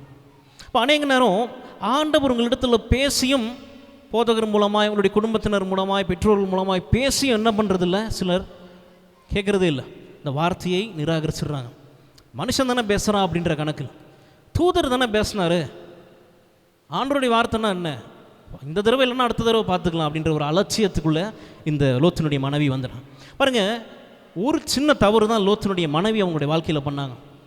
அந்த சின்ன நகர்வு, தப்பாக பண்ண அந்த நகர்வு தான் பெரிய இழப்பு என்ன பண்ணிடுச்சு, கொண்டு வந்துடுச்சு அவருடைய வாழ்க்கையில். இன்றைக்கி நம்மளுடைய வாழ்க்கையிலையும் சின்ன ஒரு ராங் மூவ், ஒரு தவறான ஒரு நகர்தல் நம்ம பண்ணும்பொழுது ஆண்டவருடைய சித்தத்தை இழப்போம், ஆண்டவருடைய திட்டத்தை இழப்போம், ஆண்டவருடைய கிருபையை, இரக்கத்தை, அன்பை, பொறுமையை என்ன பண்ணுவோம், ஆண்டவருடைய வழி நடத்துதல், இவ்வளவு காரியத்தையும் இழக்க வேண்டிய வரும் ஒரு சின்ன தவறான நகருதல்னால. ஒரு சின்ன ஸ்மால் மூவ், ராங் மூவ் மொத்தத்தையும் என்ன பண்ணிடுச்சு, லோத்தினுடைய மனைவி வாழ்க்கையில் எல்லாத்தையும் போட்டுடுச்சு. சிலருக்கு ஆண்டவர் என்ன சொல்கிறார், நீ என்ன பண்ணு, ஃப்யூச்சரை பார்த்து போ, முன்னோக்கி பார், பின்னோக்கி பார்க்காதனா உன்னுடைய எதிர்காலத்தை நோக்கி போ அப்படின்னு சொல்லும் பொழுது அநேகர் என்ன பண்ணுறது, ஆஹா கடந்த காலத்தையே நோக்கி என்ன பண்ணுறது, இப்படி நடந்துருச்சு, இப்படி பண்ணிட்டோமே, இப்படி நடந்துடுச்சு, இந்த நபர் எனக்கு இப்படி பண்ணிட்டாங்களே, இல்லை நான் இப்படி பண்ணிட்டேனே அப்படின்ட்டு ஆண்டவர் உங்களை எதிர்காலத்தை நோக்கி போக சொன்னால் அநேகர் எந்த இடத்துலையே மாட்டியிருக்கிறது, இருதயம் கடந்த காலத்திலே மாட்டியிருக்கும், அப்படியே மாட்டியிருக்கும். இப்போ அது ரொம்ப பெரிய டேஞ்சர். அது இப்போது திருப்பியும் பழைய பாஸ்ட், கடந்த காலத்தையே நோக்கி போகிறது, விட்டு சென்ற பாதையே நோக்கி திருப்பியும் போகிறது, விட்டு சென்ற அந்த காரியங்களெல்லாம் தூக்கி திருப்பியும் வச்சுக்கிட்டு திருப்பி ரிட்டர்ன் போகிறது. எதெல்லாம் விட்டுட்டு வந்தாங்களோ அதெல்லாம் தூக்கிட்டு திருப்பி என்ன பண்ணுவாங்க, முன்னோக்கி போகிறதுக்கு பதிலாக பின்னோக்கி பார்ப்பாங்க. ஏன் ஆண்டவர் நம்மளையெல்லாம் உயிரோடு விட்டு வச்சிருக்கிறார்? நம்ம எவ்வளோ தடவை, நம்ம லோத்து மனைவியாவது ஒரு தடவை தான் திரும்பி பார்த்தாங்க, உப்பு தூணா போயிட்டாங்க. நம்ம எவ்வளோ தடவை என்ன பண்ணியிருக்கோம்? ஏன் ஆண்டவர் நம்மளை இன்னும் விட்டு வச்சிருக்காருன்னு பார்த்தீங்கன்னா, ஆண்டவர் நம்ம மேலே அன்பாக இருக்கிறார். நான் சொன்னது போல் எடுத்த உடனே அழிச்சிடுற தேவன் கிடையாது. ஹி வெயிட் பண்ணுறாரு, வார்ன் பண்ணுறாரு. பிறகு தான் அவருடைய பொறுமெல்லாம் போய் இதுக்கு மேலே முடியாது, இப்படி பண்ணாதான் வழிக்கு வருவான்ற போது தான் என்ன பண்ணுறாரு, கடினமாக நம்மக்கிட்ட நடந்துக்கிற நேரம் வருது. பாருங்கள், அநேகருக்கு ஆண்டவர் இன்னும் கிருபையாக இருக்கிறார், இன்னும் இரக்கமாக இருக்கிறார், இன்னும் அன்பாக இருக்கிறார். அதனால தான் இன்னும் என்ன பண்ணியிருக்கிறார் ஆண்டவர் நம்மளை, சரி ஓகே பொறுமையாக இருப்போம் என்ன பண்ணுறார். அநேகருடைய வாழ்க்கையில் இதுதான் நடக்குது. ஆண்டவருடைய சித்தத்துக்கு, ஆண்டவருடைய சத்தத்துக்கு நம்ம கேட்கும் பொழுது காப்பாற்றப்படுவோம், ஆசீர்வதிக்கப்படுவோம், அவரால் வழி நடத்தப்படுவோம். அல்லேலூயா. ரெண்டாவதான காரியம், ஏன் இந்த அம்மா உப்பு தூணா போச்சு அப்படின்னு பார்த்தீங்கன்னா, காரணம் ஆண்டவரின் வல்லமையை ஆராய்ச்சி செய்தால். she researched God's might. ஆண்டவரின் வல்லமையை ஆராய்ச்சி செய்தால். 19வது அதிகாரம் 26வது வசனம், கடைசி வசனம் வாசிப்போம். அவன் மனைவியோ பின்னிட்டு பார்த்து உப்பு தூண் ஆனால். பாருங்க, முதலாவது காரியம் என்னது, ஏன் உப்பு தூணா போனாங்க அந்த அம்மா? முதலாவது காரியம் என்னன்னா, தேவனுடைய ஆண்டவருடைய வார்த்தையை அசட்டை செய்தால். ரெண்டாவதான காரியம், ஆண்டவருடைய வல்லமையை ஆராய்ச்சி செய்தால். இன்னும் நல்லா தெளிவாக நம்ம பார்க்கலாம். பின்னாடி திரும்பி பார்க்குறது அப்படின்னு சொன்னால் அது ஒரு டெம்டேஷன். பின்னாடி பார்த்துருணும், நம்ம பார்த்துருவோம், என்ன தான் நடக்குதுன்னு பார்த்துருவோமே சொல்லுவாங்க சில நேரம். பார்த்துடாத, சடனாக பார்த்துடாத, டக்குன்னு என்ன பண்ணுவோம், அப்படி திரும்பி பார்த்துருவாங்க. அது என்னென்னா அது ஒரு க்யூரியாசிட்டி, என்ன தான் நடக்குதுன்னு பார்த்துருவோமே அப்படின்ட்டு. அந்த பார்த்துக்கிற அந்த கேப்பில் தான் மாட்டிக்கிறது நிறைய பேர். இப்போது இந்த க்யூரியாசிட்டி, இது ஒரு டெம்டேஷன். இது இப்போது துரதிருஷ்டவசமாக இந்த டெம்டேஷன், இந்த வலைக்குள்ளே லோத்தினுடைய மனைவி இப்போ என்ன பண்ணியாச்சு, விழுந்தாச்சு அன்னைக்கு. இப்போ பின்னாடி திரும்பி பார்க்குறது அப்படின்னா என்னென்னா, இன்னும் நல்லா போய் பார்த்தோன்னா ஆண்டவரை சோதிக்கிறதுன்னு அர்த்தம். ஆண்டவரை சோதிப்பது. இப்போது ஆண்டவர் தான் மனுஷன் என்ன பண்ணணும், பரீட்சை பார்க்கணும், டெஸ்ட் பண்ணி பார்க்கலாம். ஆனால் மனுஷன் என்றைக்குமே என்ன பண்ணக்கூடாது. ஆனால் இந்த இடத்துல லோத்தினுடைய மனைவி பண்ணது ரிவர்ஸ். ஆண்டவர் தான் சோதித்து பார்க்கணும், ஆராய்ச்சி நம்மளை அறையணும், உள்ளத்தின் கிரியைகள் எல்லாம் ஆண்டவர் தான் பார்க்கணும். இதெல்லாம் இந்த அம்மா இப்போ பார்க்குறாங்க ஆண்டவரை, நான் சோதித்து பார்க்குறேன் ஆண்டவரை. லோத்தினுடைய மனைவி பாருங்கள், பின்னாடி திரும்பி பார்த்ததுனால மாத்திரம் அவங்க உப்புத்தூணா போயிடல. இல்லை எதெல்லாம் விட்டு சென்றோமோ அதை பார்த்து மாத்திரம், அது மாத்திரம் காரணம் கிடையாது. இல்லை அந்த ஊர் ஜனங்களை பார்த்து ஐயோ என் ஜனங்கள்லாம் அழிகிறாங்களே அப்படின்ற ஒரு இறக்கத்தினால அவங்க திரும்பி பார்த்தாங்க அப்படிலாம் சொல்ல முடியாது. அவங்க பின்னாடி திரும்பி பார்த்ததுக்கு இன்னொரு காரணம், ஆண்டவர் பண்ணுகிற அந்த காரியத்தை செக் பண்ணாங்க, எக்ஸாமின் பண்ணுறாங்க. இப்போ இவங்க பரீட்சை, இப்போ நீங்கள் எழுத போகிறீங்களா எல்லாரும் எக்ஸாமு, இப்போ நீங்கள் எழுதுகிற நபர், அந்த பேப்பரை வாங்கி எழுதுகிற நபர், நீங்களே திருத்திக்க முடியுமா அதை? அது நம்ம என்ன பண்ணுவோம், அனுப்புவோம். அவங்க திருத்தி என்ன பண்ணுவாங்க. இப்போது இந்த இடத்துல எப்படி இருக்குன்னா, லோத்து கடவுளுக்கு பரீட்சை பார்க்குறாங்க. இப்போது லோத்தினுடைய மனைவி கடவுளுக்கு என்ன பண்ணுறாங்க, ஆண்டவருக்கு பரீட்சை பார்க்குறாங்க. இப்போது பின்னாடி விட்டுட்டு வந்ததை திரும்பி பார்த்து உப்பு துணாய் போனது ஒரு உண்மை, அவங்க ஜனங்களை இடத்தெல்லாம் விட்டு பார்த்தது ஒரு உண்மை. ஆனால் இன்னொரு உண்மை என்னன்னு பார்த்தீங்கன்னா, இன்னொரு ரெண்டாவது காரணம், பின்னாடி எதை பார்க்கக்கூடாதோ பார்த்துட்டு ஆண்டவரையே செக் பண்ண ஆரம்பிச்சிட்டான், எக்ஸாமின், ஆராய்ச்சி செய்ய தொடங்கிட்டார். பாருங்கள், இந்த தேவ தூதர்கள் யாரிடத்துலேருந்து வந்தாங்கன்னு அக்கறை இல்லை, இந்த தேவ தூதர்கள் எப்படிப்பட்ட வார்த்தையை கொண்டு வந்தாங்கன்னு அக்கறை கிடையாது. தேவ தூதர்களே வந்திருக்காங்களே நம்மளை தேடி. சோதோம் குமாரால் ஒரு ஆளை கூட இந்த தூதர்கள் போய் சந்திக்கலை. நேராக லோத்து வீட்டில் தான் வராங்க, லோத்தின் இடத்துல தான் தஞ்சம் விடுறாங்க, லோத்துக்கிட்ட தான் வார்ன் பண்ணுறாங்க. இப்படிப்பட்ட ஒரு நல்ல காரியத்தை பண்ண இந்த தூதர்கள் யாரிடத்துலேருந்து வந்தாங்க அப்படின்றத என்ன பண்ணியாச்சு, இந்த அம்மா மறந்துடுச்சு. அதாவது இந்த தூதர்களை சோதித்து பார்க்கணும், அவங்களுடைய வார்த்தையை சோதித்து பார்க்கணும் அப்படின்னு சொல்லிட்டு இந்த அம்மா ஆண்டவரையே என்ன பண்ணியாச்சு, சோதித்து பார்த்துட்டாங்க. ஆண்டவர் என்ன பண்ணிட போகிறார் அப்படி பின்னாடி, டக்குன்னு திரும்பி பார்த்துருவோமா, என்னதான் நடக்குதுன்னு பார்த்துருவோமா, என்னவா இருக்கும் ஒரு வேளை, அவருடைய என்னமோ மர்மம்லாம் பயங்கரமாக இருக்குது, நான் அழிச்சிருவேன், திரும்பியே பார்க்காதானா ஏதோ இருக்கணும்ல, அப்போது என்ன தான் இருக்குன்னு திரும்பி பார்த்துச்சு, மொத்தமாக போயிடுச்சு. இல்லை ஒருவேளை இந்த அம்மா ஒருவேளை இந்த தூதர்கள்லாம் ஒருவேளை ஜோக் பண்ணுறாங்களோ நம்மக்கிட்ட, ஒருவேளை கிண்டல் பண்ணுறாங்களோ திரும்பி பார்க்காத அப்படி இப்படின்னு சொல்லி, அப்படி என்ன தான் இருக்குன்னு பார்க்கணும் அப்படின்னு தான் பார்த்தது. இப்போது ஆண்டவரை பரீட்சை பார்த்த ஒரு ஸ்திரீ இவங்க. ஏன் ஆண்டவர் பார்க்காத அப்படின்னு சொன்னாங்கன்னா, திரும்பி பார்க்காத அப்படின்ட்டு தெளிவாய் சொல்வதற்கான காரணம், சில ஆண்டவர் பண்ணுகிற காரியம் மனித கண்ணால் பார்க்க முடியாது, கிரகிக்க முடியாது, அவருடைய வல்லமையை யாராலையும் புரிஞ்சிக்க முடியாது. அவர் பண்ணுகிற அந்த கிரியை நம்ம சாதா கண்ணில் பார்க்க முடியாது, ஆவிக்குரிய கண்ணில் மாத்திரம் தான் பார்க்க முடியும் சிலதெல்லாம். இப்போது உன்னுடைய ஃபிசிக்கல் ஐஸ், உன்னுடைய சாதாரண கண்ணில் இதெல்லாம் பார்க்க முடியாது, அதை தாங்க முடியாத உன்னால் தயவுசெய்து திரும்பாதன்னார். இது எல்லாம் கேட்காத இந்த ஸ்திரீ என்ன பண்ணிட்டாங்க, பாதி வழியிலே அழிஞ்சிட்டாங்க. இதே போல தான் ஆதாம் ஏவாளுக்கும் ஆண்டவர் சொல்கிறார். என்ன சொல்கிறாரு, தொடாத, பறிக்காதப்பா, அமைதியாக இரு வர வரைக்கும், இன்னொரு மரம் ஒன்று இருக்குது அதில் போய் என்ன வேணாலும் சாப்பிடு. அப்படி இந்த 2 மரமும் பிடிக்கலன்னா, தோட்டத்தில் எவ்வளவோ இருக்குது, செடி கொடி தர்பூசணி, உனக்கு என்னெல்லாம் தோணுதோ அடித்து சாப்பிடு அப்படின்னு. எதையுமே கேட்கல, எதை பறிக்காத எதை தொடாதன்னோ முதல்ல போய் எதை தான் பண்ணாங்க. அது சேம் அதே தான் இங்கே ஏதேன் தோட்டத்தில் அதை தொடாத பறிக்காதன்னாரு, இந்த இடத்துல திரும்பாத அப்படின்னார். முன்னாடி போ, திரும்பாத அப்படின்னார். ஆல்மோஸ்ட் சேம் தான், பறிக்காத திரும்பாத எல்லாம் ஒன்று தான், ஒரே போல சாராம்சம் உடைய காரியத்தை தான் ஆண்டவர் சொல்கிறார். ஆனால் ரெண்டுத்தினுடைய விளைவும் மோசமானது. மரணம் வந்துருச்சா முதல் பாவம் மூலமாக, பாவம் உள்ள வந்துருச்சு. 2வது பாவம் மூலமாய் லோத்தினுடைய மனைவி அவங்க பண்ண அந்த தப்பு நிமித்தமாய் மொத்த குடும்பமே என்ன பண்ணியாச்சு, சிதறடிக்கப்பட்டு போயிடுச்சு. லோத்தினுடைய அந்த ஃபைனல் ஸ்டேஜெல்லாம் பார்க்கும்பொழுது ரொம்ப மோசமாக இருக்கும்.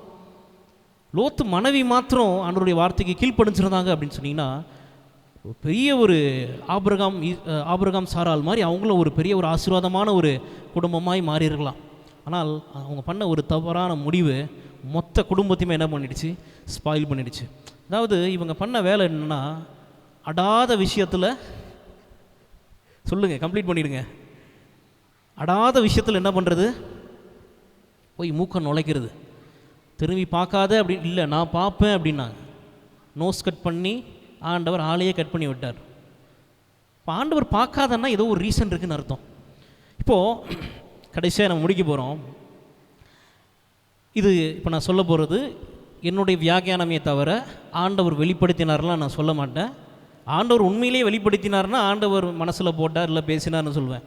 இது என்னுடைய சொந்த வியாக்கியானம். அதனால் இது 100% இதுதான் அப்படின்னு நான் சொல்ல மாட்டேன். இதுவும் ஒரு காரணமாக இருக்கலாம். இப்போது இது ஒரு என்னுடைய இமேஜினேஷன் தான். ஆண்டவர் இந்த காரியத்தை எப்படி செய்திருப்பார் அப்படின்னு சொன்னீங்கன்னா, இப்போது இந்த உப்பு தூணாய் போயிட்டா அப்படின்னு இருக்குல்ல வசனம், எப்படிப்பட்ட உப்பு தூணாய் போயிருப்பா அப்படின்ட்டு நான் யோசிக்கும் பொழுது அப்படியே டக்குன்னு ஒரு ஃப்ராக்ஷன் ஆஃப் செகண்டில் நடந்துச்சா, இல்லை எப்படிப்பட்ட காரியம் நடந்து இந்த அம்மா உப்பு தூணாக போனாங்க அப்படின்ட்டு ஒரு காரியம் சின்னதாக. இவங்க ஓடி போகிற அந்த சோவாருக்கு போகிற வழியில் அந்த சோதோம் குமாரா முழுக்கவும் சவக்கடல் இருந்த ஒரு இடம், டெட் சி, சவக்கடல் இருக்கிற ஒரு இடம். அந்த இடத்துல யாரும் போய் தண்ணியெல்லாம் குடிக்க முடியாது, அவ்வளோ உப்பு நிறைந்த ஒரு கடல் அது. அப்போது அந்த சவக்கடலில் உப்பு கட்டி பயங்கரமாக இருக்கும், சேறு சகதி. இன்றைக்கும் போய் பார்த்தீங்க அப்படின்னா அந்த சவக்கடலில் அந்த சேரெல்லாம் பூசி என்ன பண்ணுவாங்க, அந்த கடலில் போய் குளிப்பாங்க. அது அவ்வளோ உடம்புக்கு நல்லது அப்படின்ட்டு. சவக்கடலில் என்ன ஒரு பெரிய ஒரு ஆச்சரியமான விஷயம்னா, உள்ளே எவ்வளோ நீங்கள் போனீங்கனாலும் முழுகவே மாட்டீங்க. அதனுடைய உப்பு தன்மை எவ்வளோ பெரிய ஆள், நீங்கள் எவ்வளோ வெயிட்டாக நீங்கள் உள்ளே குதிச்சாலும் மேலே தான் மதப்பீங்க. இப்போ அந்த சவக்கடலுக்கு இப்படி ஒரு பெரிய உப்பு தன்மை, கண்ணெல்லாம் பட்டுச்சுன்னா பல மணி நேரம் எரியுமா, அவ்வளோ உப்பு நிறைந்த ஒரு இடம் இது. அப்போது இந்த அம்மா ஓடி வரும்பொழுது பின்னாடி பெரிய சவக்கடல் பக்கத்தில், அந்த சவக்கடலே உப்பு நிறைந்த, உப்பு கட்டி நிறைந்த ஒரு இடம் தான், சேரும் சகதியும் நிறைந்த ஒரு இடம் தான். இந்த அம்மா பின்னாடி திரும்பி பார்க்கலாம் அப்படின்னு நினைக்கிற நேரம் ஆண்டவர் என்ன பண்ணியிருப்பார், இந்த அம்மானுடைய அடுத்த நகர்வு என்னன்னு தெரியும். சவக்கடலில் இருக்கிற உப்பெல்லாம் ஒன்றா சேர வச்சுருக்கலாம், அல்லது கொஞ்சம் உப்பை, ஒரு பெரிய ஒரு அமௌண்ட் ஆஃப் உப்பை ஒன்றா சேரு சகதி உப்பு எல்லாம் ஒன்றா கலந்து வெயிட் பண்ணு அப்படின்னு இருப்பார், கட்டளை இருப்பார். இந்த அம்மா திரும்பி பார்த்த உடனே கீழ்காற்றை வர வச்சு அங்கே இருக்கிற உப்பு சேரு சகதி எல்லாம் இந்த அம்மா மேலே ஒரே நேரத்தில், கார்ட்டூன் பார்க்குற மாதிரி இருக்குல்ல, ஒரு இமேஜினேஷன் தான் இல்லை. ஏன்னா உப்பு தூணாய் மாறினால்னா பக்கத்தில் உப்பு சவக்கடல் தான் இருக்குது, அங்கே தான் உப்பு இருக்குது. அப்போது பாசிபிலிட்டிஸ், வாய்ப்புகள் இருக்கலாம், இப்படி பண்ணியிருக்கலாம் ஆண்டவர் அப்படின்ட்டு. இப்போ செங்கடலை பிளக்கும் பொழுது ஆண்டவர் இறங்கி வந்து பிளக்கல, கீழ்காற்றை வர வச்சு தானே பிளந்து. அப்போது அப்படி பண்ண ஆண்டவர் இப்படி என்ன பண்ணியிருக்கலாம் அப்படின்ற. அப்போது சவக்கடலில் இருக்கக்கூடிய உப்பு எல்லாத்தையும், கல் பாறை எல்லாம் இந்த லோத்து மனைவி திரும்பி பார்த்த உடனே ஒரு ஃப்ராக்ஷன் ஆஃப் செகண்ட் அடித்து அப்படியே ஃப்ரீஸ் ஆகிடுச்சு. ஃப்ரீஸ் ஆகி பெரிய ஒரு பாறையாய் மாறி உப்பு தூணாய் போயிருக்கலாம். புதிய ஏற்பாட்டில் நம்ம பார்க்குறோம், இயேசு சொல்லுகிறார், உப்பானது சாரமற்று போனால் என்ன பண்ணணும், கீழே கொட்டணும், காலில் போட்டு மிதிப்பாங்களே தவிர அது பெருசாக ஒன்றும் சாறுலாம் போட்டு சாம்பார்லாம் போட முடியாதுன்றார். அது சாரம் இல்லை, டேஸ்ட் இல்லை அப்படின்னா அது வேஸ்ட்டு அப்படின்றார். டேஸ்ட் இல்லைன்னா வேஸ்ட், அது எதுக்குமே பிரயோஜனப்படாது. கருவாடு போடுறதுக்கும் பிரயோஜனப்படாது, ரசம் வைக்கிறதுக்கும் பிரயோஜனப்படாது, இல்லை தயிர் சாதத்துக்கு போட்ட, இல்லை பிரியாணிக்கு போட, எதுக்குமே என்ன பண்ணாது, பிரயோஜனப்படாது, டேஸ்ட்டே கொடுக்காது. இப்போது உப்பானது சாரமற்று போனால் அதை குப்பையில் தான் போடணும் அப்படின்றாரு. இப்போது லோத்து மனைவி ஒருவேளை சாரம் உள்ள உப்பாய் மாறி இருந்தா அப்படின்னு சொன்னீங்கன்னா, இப்போது அந்த உப்பு தூணாய் போயிட்டாங்க, அந்த உப்பு தூணே சாரம் உள்ள உப்பு தூணாய் போயிருந்தா லோத்து மறுகரைக்கு போய் பார்த்துருப்பாரு. ஓ, மனைவி உப்பு தூணாக போயிடுச்சு, சரி ஞாபகார்த்தமாக நம்ம சூப்பில் கொஞ்சம் போடுவோம், இவன் ஞாபகார்த்தமாக எடுத்து சுரண்டி கொஞ்சம் என்ன பண்ணலாம், பாக்கெட்டில் போட்டு வீட்டுக்கு போய் சாம்பார் ரசம் என்னென்ன அந்த அந்த பாலஸ்தீன தேசத்தில் என்னெல்லாம் இருக்கோ போட்டு ஒரு சூப்பை பண்ணுவோம். கடைசியாக இப்போ இந்த எரிக்கிறவங்களுடைய சாம்பல்லாம் எடுப்பாங்கள்ல, ஞாபகமாக வச்சுப்பாங்க. அப்படி என்ன பண்ணியிருக்கலாம், ஒரு ஞாபகார்த்தமாய் ஒரு லஞ்ச், ஒரு டின்னர் சாப்பிட்ருக்கலாம். ஆனால் இவள் மாறினது எப்படிப்பட்ட உப்பு, சாரமற்ற உப்பு. அந்த உப்பு தூணை போய் சுரண்டி கூட சாப்பிட முடியாத அளவுக்கு கேவலமாக போயிட்டா. அதுதான் அதனுடைய அர்த்தம். சாரமற்ற உப்பு தூணாய் போயிட்டதுனால அதை சாம்பார்லேயும் போட முடியாது, ரசத்துலேயும் போட முடியாது, சூப்லேயும் போட முடியாது. அது வேஸ்ட் அப்படின்னு அர்த்தம். பாருங்கள், டேஸ்ட் இல்லாதது வேஸ்ட். லோத் மனைவியினுடைய வாழ்க்கை அப்படி தான் போச்சு. சாரம் அற்ற ஒரு உப்பாய் போய் உப்பு தூணாக போயிட்டதுனால பிரயோஜனமே இல்லாத ஒரு நபராய் போய்விட்டான். அந்த நொடியிலிருந்து, திரும்பி பார்த்த அந்த நொடியிலிருந்து லோத்தினுடைய மனைவி தனக்கும் பிரயோஜனம் இல்லை, படைத்த ஆண்டவருக்கும் பிரயோஜனம் இல்லை, வழிநடத்த இருந்த அந்த தூதர்களுக்கும் பிரயோஜனம் இல்லை, லோத்தினுடைய 2 குமாரத்திகளுக்கும் பிரயோஜனம் இல்லை, லோத்துக்கும் பிரயோஜனம் இல்லை. சாரமற்ற உப்பு அப்படின்னா யாருக்குமே யூஸ் இல்லாத ஒரு லைஃப். கடைசி அவளுடைய முடிவு யாருக்குமே யூஸ் இல்லை. பாருங்கள், அவளுடைய எல்லா நல்ல குணங்களும் இருந்தாலும் அந்த பின்னாடி திரும்பி என்ன தான் ஆண்டவர் பண்ணுறாருன்னு பார்த்துருவோமே அப்படின்ற துணிச்சல் எங்கே கொண்டு வந்து நிறுத்திடுச்சு? வேஸ்ட் அப்படின்ற ஒரு இடத்துக்கு வந்து நிறுத்திடுச்சு. நம்மளுடைய வாழ்க்கையிலும் பார்க்குறோம், நிறைய நேரத்தில் நம்மளும் லோத் மனைவி போல் என்ன பண்ணுறோம்? ஆண்டவரை சோதித்து பார்ப்போம், அவருடைய வல்லமையை ஆராய்ச்சி பண்ணணும், நம்ம என்ன தான் பண்ணுறாருன்னு பார்க்கலாம் அப்படின்னு என்ன பண்ணுவாங்க? சிலர் என்ன பண்ணுவாங்க? முயற்சிக்கலாம். ஆண்டவருடைய மர்மத்தை எப்படி தான், ஏதாவது என்ன எப்படி தான் பண்ணுறாரு, அவர் என்ன மர்மம் இருக்குது அவர்கிட்ட, நான் போய் செக் பண்ணி பார்க்க போகிறேன், அவரை நான் சோதனைக்கு உட்படுத்த போகிறேன் அப்படின்ட்டு என்ன பண்ணலாம்? அநேகர் குதிக்கிறாங்க. நிறைய இப்போலாம் ஒட்டுமொத்த பைபிளிலும் ஒரே இடத்துல தான் ஆண்டவர் பெர்மிஷன் தரார், அதாவது உரிமை தரார். என்ன சோதிச்சு பாருன்னு. எந்த இடத்துல? ஒரு குறிப்பிட்ட காரியத்தை சொல்லி இந்த இடத்துல மட்டும்தான் நீ சோதித்து பார்க்கலாம், முடிஞ்சா பார் அப்படின்றார். எந்த இடம்? கொடுக்கறதுல மாத்திரம்தான். எனக்கு கொடுத்துப்பா அப்படின்ட்டு மொத்த வேதாகமத்திலும் இந்த ஒரே இடத்த, இந்த ஒரே பகுதியில் தான் ஆண்டவர் சொல்கிறாரு, கொடுத்து பாரு, என்ன சோதிச்சு பாருன்னு. நம்ம அநேக நேரம் என்ன பண்ணுறோம்? அதை ஒன்றை மட்டும் விட்டுருவோம், மீதி எல்லா இடத்துலையும் சோதிச்சுட்டு அதை சோதிச்சு பாருன்னு சொன்ன இடத்த விட்டுருவோம், சோதிக்க மாட்டோம். ஐயோ வேண்டாம் வேண்டான்னு, இதெல்லாம் சோதிக்காதப்பா அப்படின்னு சொல்லும் பொழுது இஸ்ரவேல் மக்கள் மாதிரி என்ன பண்ணுவோம்? உள்ளே குதிச்சு அதை நான் சோதிச்சு பார்ப்பேன், நான் வலை வீசி பார்ப்பேன். கடைசியாக எப்படி போய் முடியும்? லோத் மனைவியை போல வந்து முடியும். இப்போது சில நேரம் ஆண்டவருடைய திட்டம் நமக்கு புரியாது. உங்களுக்கெல்லாம் புரியுமா? உங்களுக்கு எல்லாருக்குமே தெரியுமா நீங்கள் வாழ்க்கையில் அடுத்து என்ன பண்ண போகிறீங்க? இப்போது வீட்டுக்கு போய் என்ன பண்ண போகிறீங்கன்னு ஓரளவுக்கு கெஸ் இருக்கலாம். ஆனால் வாழ்க்கையில் அடுத்து இதை தான் நான் பண்ணுவேன், எனக்கு ஆணித்தரமாக தெரியும், 10:30 நாளைக்கு மண்டே இதை தான் நான் பண்ணுவேன் தெரியுமா? நமக்கு தெரியாது. நம்ம பிளான் தான் பண்ண முடியுமே தவிர 10:30 இங்கே போகணும், வரணும், இவங்ககிட்ட பேசணுன்ட்டு துல்லியமாக இதை தான் பண்ணுவேன் பார் அப்படின்னு என்ன பண்ண முடியாது. நடக்கலாம், நடக்காமல் போகலாம், நம்மளால் முடியலாம், முடியாமல் போகலாம். அப்போது துல்லியமாய் நம்ம வாழ்க்கையை குறித்து நம்மளுக்கே தெரியாது. அப்போது ஆண்டவர் சில காரியத்தை நம்ம வாழ்க்கையில் பண்ணும்பொழுது சில நேரத்தில் அவருடைய திட்டத்தை முழுசாக புரிஞ்சிக்க முடியாது. அதே நேரத்தில் சில நேரத்தில் அவருடைய நோக்கத்தை முழுசாக புரிஞ்சிக்க முடியாது. எதுக்காக வச்சுருக்கோம்? ஆண்டவர் என்ன எதுக்கு இங்கே வச்சுருக்கீங்க புரியாது அநேக நேரத்தில் நமக்கு. அதே நேரத்தில் ஆண்டவர் பண்ணுகிற அவருடைய திட்டம் நம்மளுடைய வாழ்க்கையில் அநேக நேரம் புரியாது தான். இப்போ ஆண்டவர் நம்மளுடைய வாழ்க்கையில் பண்ணுகிற பல காரியமும் பல விஷயமும் அநேக நேரம் புரியாது. It's fine. இப்போ தெரிஞ்சு என்ன பண்ண போகிறோம்? போய் சரி பண்ண போகிறோமா? இல்லை. இல்லை தெரிஞ்சதுனால நம்ம இன்னும் ரொம்ப நல்லா வாழ்ந்துட போகிறோமா? இல்லை. இல்லை ஆண்டவருடைய சித்தம்லாம் முன்கூட்டியே உங்களுக்கு தெரிஞ்சிச்சா நம்ம 500 வருஷம் வாழ போகிறோமா? கிடையாது. குறிப்பிட்ட காலத்தில் தான் வாழ போகிறோம். அந்த காலத்தில் அவருடைய நோக்கம், சித்தம், அவருடைய திட்டம்லாம் புரியலன்னா பரவாயில்ல, எல்லாத்தையும் ஆண்டவர் வெளிப்படுத்திட மாட்டார் முன்னாடியே. இல்லை, சிலதை சஸ்பென்ஸாக வச்சுருப்பார். இப்போது நேரங்கள் போனாலும், காலங்கள் போனாலும், வருஷங்களே போனாலும் திரைக்கு பின்பதாய் ஏதோ வல்லமையாய் செய்து கொண்டிருக்கிறார்னு அர்த்தம். ஆமேன். உங்கள் ஆமேனே ரொம்ப இப்போ உப்பு தூண் எப்போ இடிகிற மாதிரி இருக்குது. ஆமேன் ஆமேன் அப்படி. ஆமேன். பிஹைண்ட் த ஸ்க்ரீனில் ஏதோ பவர்ஃபுல்லாக பண்ணிக்கிட்டு இருக்காருன்னு அர்த்தம். முழுசாக நமக்கு தெரியாமல் இருக்கலாமே தவிர ஏதோ ஒன்று சமைச்சிக்கிட்டு இருக்கார், ஏதோ ஒன்று குக் பண்ணிக்கிட்டு இருக்கார் ஆண்டவர்ன்ட்டு நம்மளால் சென்ஸ் பண்ணிக்க முடியும், உணர முடியும் நம்ம அநேக நேரத்தில். அப்போது எப்போல்லாம் நம்ம திரும்பி பார்க்குறோமோ, எப்போல்லாம் நம்ம ஆண்டவரை சோதித்து பார்க்கணும்னு நினைக்க போகிறோமோ, ஆண்டவர் நமக்கு என்ன தெரியுமா வார்ன் பண்ணுறாரு? This is none of your business. இது உன் வேலை கிடையாது, இது ஏன் வேலை. நான் பார்க்குறேன். உன்னை எங்கே பார்க்க சொன்னேன்? முன்னாடி பார்க்க சொன்னேன். நீ எங்கே பார்க்குற? திரும்பி பார்க்கலாமான்னு பார்க்குற. எங்கே பாரு, அது ஏன் பிஸ்னஸ், நான் பண்ணுவேன். நீ என்ன பண்ண? உன்னுடைய கண்ணை மேலே மட்டும் பாரு நோக்கி அப்படின்ட்டு ஆண்டவர் என்ன பண்ணுகிறார் சொல்லுகிறார்.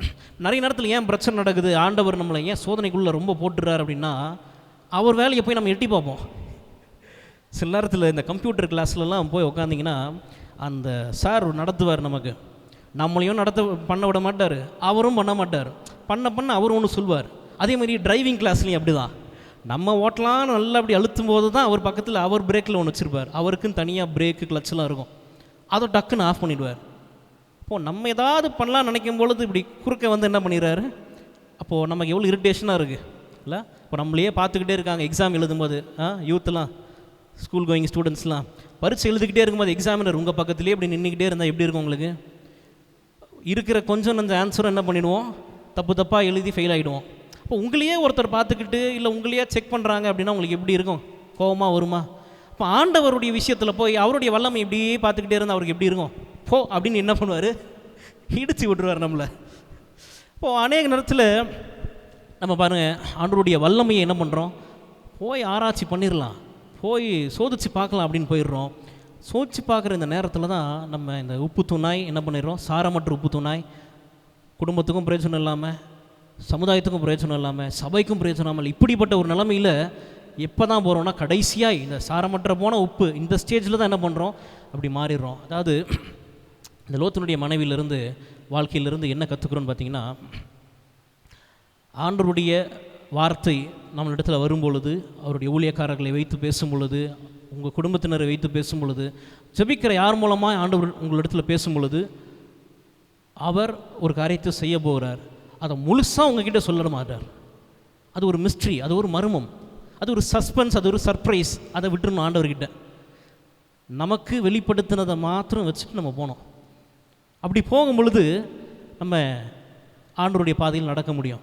பாருங்கள், ஒட்டுமொத்த பைபிளிலும் கடைசி வரைக்கும், கடைசி பேஜ் வரைக்கும் இந்த லோத்தினுடைய மனைவி ஒரு பெரிய எக்ஸாம்பிள், பெரிய எடுத்துக்காட்டாக இருக்காங்க.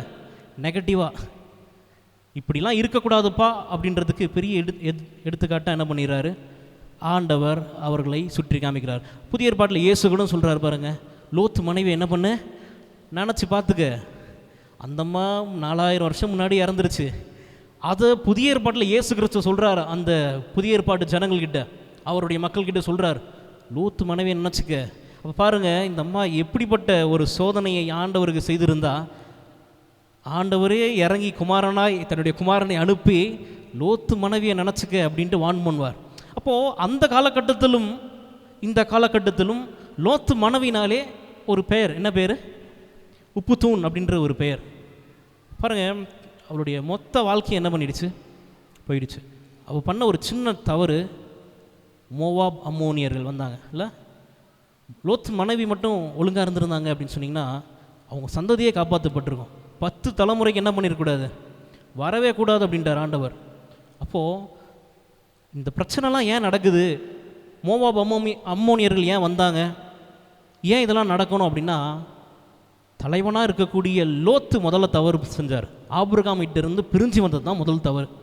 ஸோ இது கடைசி செய்தி இந்த 19வது அதிகாரத்துன்றதுனால அந்த இடத்துலேருந்து ஒரு 2 நிமிஷம் தான் முடிச்சிடலாம். லோத்து எடுத்து வைத்த ஒவ்வொரு அடியும் தவறான அடி. பிரிஞ்சதாக இருக்கட்டும், சமவெளிகளில் சூஸ் பண்ணதாக இருக்கட்டும், சோதோமுக்கு பக்கத்தில் வந்ததாக இருக்கட்டும், சோதோமுக்கு உள்ளே போனதாக இருக்கட்டும். சில நேரம் சிலர் சொல்லுவாங்க, நான் நல்லா தான் இருக்கேன், என்னை சுற்றி கெட்டவங்களாக இருந்தாலும் நான் ரொம்ப நல்லவங்களாக இருக்கேன் அப்படின்னு. பாருங்கள், லோத்தினுடைய வாழ்க்கையிலையும் அதே தான். லோத்து நல்லவன் தான், லோத்து குடும்பம் நல்ல குடும்பம் தான். ஆனால் பாவம் நிறைந்த அந்த இடத்திலும் நல்லா வாழ்ந்தாங்க, அது எதுவும் குறை சொல்ல முடியாது. இவன் அந்த பாவமான இடத்த விட்டுட்டு வரணும்னு நினைக்கும் பொழுது அந்த பாவமான இடம் இவனை பிடிச்சிக்கிச்சு. இவனையே அறியாமல், இவங்க குடும்பத்தையே அறியாமல் கடைசியில் என்ன பண்ணிடுச்சு. இப்போது லோத்து தவறு செய்தார் ஒவ்வொரு இடத்துலையும். அடுத்த பிறகு லோத்தினுடைய மனைவி பாருங்கள், சோதிச்சு பார்க்குறாங்க, வார்த்தை மேலே ஒரு அசட்டை. இதுதான் காரணம் மோவாப் அம்மோனியர்கள் உருவாகிறதுக்கு. லோத்து மனைவி மாத்திரம் இருந்திருந்தாங்கன்னா பெரிய ஒரு ஆசீர்வாதமான ஒரு பாத்திரமாக என்ன பண்ணியிருக்கலாம், இன்றைக்கு அவங்கள குறித்து வேறு மாதிரி படிச்சிருக்கலாம், நம்ம தியானிச்சிருக்கலாம். அதனால் ஒரு சின்ன நகர்வு மொத்தத்தையும் அவங்களுடைய வாழ்க்கையே மாற்றி போட்டுருச்சு. இன்றைக்கு முடிவாய் ஆண்டவருடைய வார்த்தை என்ன பண்ணக்கூடாது, நம்ம அசட்டை செய்யக்கூடாது. அது யார் மூலமாக வேணாலும் இருக்கலாம், சின்னவங்க மூலமாக இருக்கலாம். ஒருவேளை சில நேரத்துலலாம் சின்ன குழந்தை போய் அவங்க அப்பா கிட்ட பேசி அவங்க அப்பா கன்வின்ஸ் ஆகி ஆண்டவர் அவங்க மூலமாக பேசியிருக்கலாம். ஆண்டவர் எப்பயுமே வயசில் பெரியவங்களை கொண்டு தான் பேசுவார்னு இல்லை. சாமுவேல் எப்படி பேசினார், சின்ன பையன் ஏலிக்கிட்ட பேசுகிற ஒரு தைரியம் கூட கிடையாது அவனுக்கு. ஆனால் பெரிய விஷயங்கள் எல்லாம் ஆண்டவர் அவர் சூஸ் பண்ணுற அந்த நபர் மூலமாய் சொல்லும் பொழுது அது தேவன் சொன்னார்னு எடுத்துக்கணுமே தவிர, ஓ இப்படி சொல்லியிருக்கலாம், ஒரு வேளை அப்படி சொல்லியிருக்கலாம், இவனுக்கு என்ன தெரிய போகுது அப்படி நினைக்கும் பொழுது ஆண்டவருடைய திட்டத்தை முழுசாக புரிஞ்சிக்க முடியாது. இப்போது ஆண்டவருடைய வார்த்தை வரும் பொழுது அதை புரிஞ்சுக்கணும், இது ஆண்டவர் தான் பேசுகிறாரு அப்படின்னு. அப்படி புரியும் பொழுது அவருடைய வார்த்தையை அசட்டை செய்யக்கூடாது. ரெண்டாவது, அவருடைய வல்லமையை, அவருடைய மர்மங்களை போய் ஆராய்ச்சி செய்யக்கூடாது. பாருங்க, சைடில் லெஃப்ட் டர்ன் இல்லாமல், ரைட் டர்ன் இல்லாமல், பின்னாடி பார்க்காம முன்னாடி போ அப்படின்ட்டு ஆண்டவர் தெளிவாக சொல்கிறார். அதை தான் அப்போஸ்தலனாகிய பவுல் சொல்லுகிறார், பின்னானவைகளை மறந்து முன்னானவைகளை. அதாவது பின்னாடி ஒரு பாத்து இருக்குது, ஒரு பகுதி இருக்குது, அதெல்லாம் ஆண்டவர் மறக்க செய்திருக்கிறார், அதெல்லாம் நீ பார்க்காத போ அப்படின்றார். இப்போது பின்னானவைகளை எல்லாம் விட்டுட்டு, இப்போ எனக்கு பின்னாடி உங்களை பார்த்து பேசும்பொழுது பின்னாடி என்ன இருக்குன்ட்டு நான் ஏற்கனவே பார்த்ததுனால தெரியும் பின்னாடி என்ன வசனம் இருக்குன்ட்டு. இப்போ பின்னாடி என்னென்னலாம் இருக்குது, என்னென்ன டிசைன்லாம் இருக்குதுன்னு எனக்கு என்ன பண்ண முடியாது, இந்த இடத்துல தான் இந்த புள்ளி வருதெல்லாம் என்ன பண்ண முடியாது, சொல்ல முடியாது. இப்போது நான் என்ன தான் இது 1000 முறை இந்த செவத்தை பார்த்துருந்தாலும் இப்போ ஆண்டவர் முன்னாடி பார்க்க சொல்லும் பொழுது பின்னாடி என்ன இருக்குன்னே தெரியாத மாதிரி நீ போ, எல்லாத்தையும் மறந்துட்டு முன்னாடி போந்து ஆண்டவர் என்ன பண்ணுறார், அதை தான் பவுல் நமக்கு சொல்கிறார். பின்னானவைகளை எல்லாம் மறந்து நாடு முழுது ஆண்டவர் கீழ்ப்படிதலுக்கான ஆசீர்வாதத்தை என்ன பண்ணுகிறார், நம்மளுடைய வாழ்க்கையில் வைக்கிறார். இந்த ஆசீர்வாதம் எவ்வளோ பேருக்கு நம்மளுடைய வாழ்க்கையில், என்னுடைய வாழ்க்கையில் வேணும்னு சொல்லுகிறவர்கள் கண்களை மூடி நம்ம ஜெபம் பண்ணுவோம். இருக்கும் நல்ல தகப்பனே, ஆண்டவரே ஸ்தோத்திரம், இந்த காலை ஆராதனை வேலைக்காக நன்றி. ஆண்டவரே ஸ்தோத்திரம், உடைய குமாரனாகிய ஆண்டவரே கிறிஸ்துவை அனுப்பி எங்களுக்காய் நீர் ஆண்டவரே ரத்தம் சிந்தி ஜீவனை கொடுத்தீரே, நன்றி. ஆண்டவரே அநேக நேரம் ஆண்டவரே உடைய வார்த்தையை நாங்கள் அசட்டை செய்திருந்தாலும், ஆண்டவரே நாங்கள் ஆராய்ச்சி செய்ய நினைத்திருந்தாலும் உடைய வல்லமைகளை ஆண்டவர் நீர் கிருபையாய் இரக்கமாய் ஆண்டவரே நீடிய பொறுமையுள்ள தேவனாய் இருந்திருக்கிறீர், அதற்காக நன்றி செலுத்துகிறோம். ஆண்டவரே லோத்தினுடைய ஆண்டவரே ஸ்தோத்திரம் வாழ்க்கையை குறித்து நாங்கள் தியானிக்கும் பொழுது, அவருடைய மனைவியினுடைய வாழ்க்கையை குறித்து தியானிக்கும் பொழுது ஆண்டவரே பரிசுத்த ஆவியானவர் நீர் அநேக காரியங்களை எங்களுக்கு வெளிப்படுத்திருக்கிறீர், அதற்காக நன்றி செலுத்துகிறோம். ஆண்டவரே ஸ்தோத்திரம், பின்னானவைகளை நாங்கள் மறந்து முன்னானவைகளை நாடும்படியான கிருபை தருவீராக. ஆண்டவரே ஒரு காலம் ஆண்டவரே தவறான உதாரணமாக நாங்கள் இராதபடி ஆண்டவரே எங்களுடைய வாழ்க்கையை நீர் எடுத்து பயன்படுத்துவீராக. வந்த ஒவ்வொருத்தரும் ஆண்டவரே ஸ்தோத்திரம் ஒரு ஆபிரகாமை போல, ஆண்டவரே ஒரு ஈசாக்கை போல, ஆண்டவரே ஒரு சாமுவேலை போல உம்முடைய சத்தத்தை கேட்டு உம்முடைய சுத்தத்தை செய்கிறவர்களாக எங்களை நீர் மாற்றப் போகிறதுக்காக நன்றி. ஆண்டவரே இந்த ஆராதனை முழுவதும் உம்முடைய பிரசன்னத்தினால் நிரப்பப்பட்டதுக்காக நன்றி. தொடர்ந்து நீர் வழி நடத்துவீராக. இயேசுவின் மூலம் ஜெபிக்கிறோம் எங்கள் ஜீவன் நல்ல பிதாவே, ஆமென்.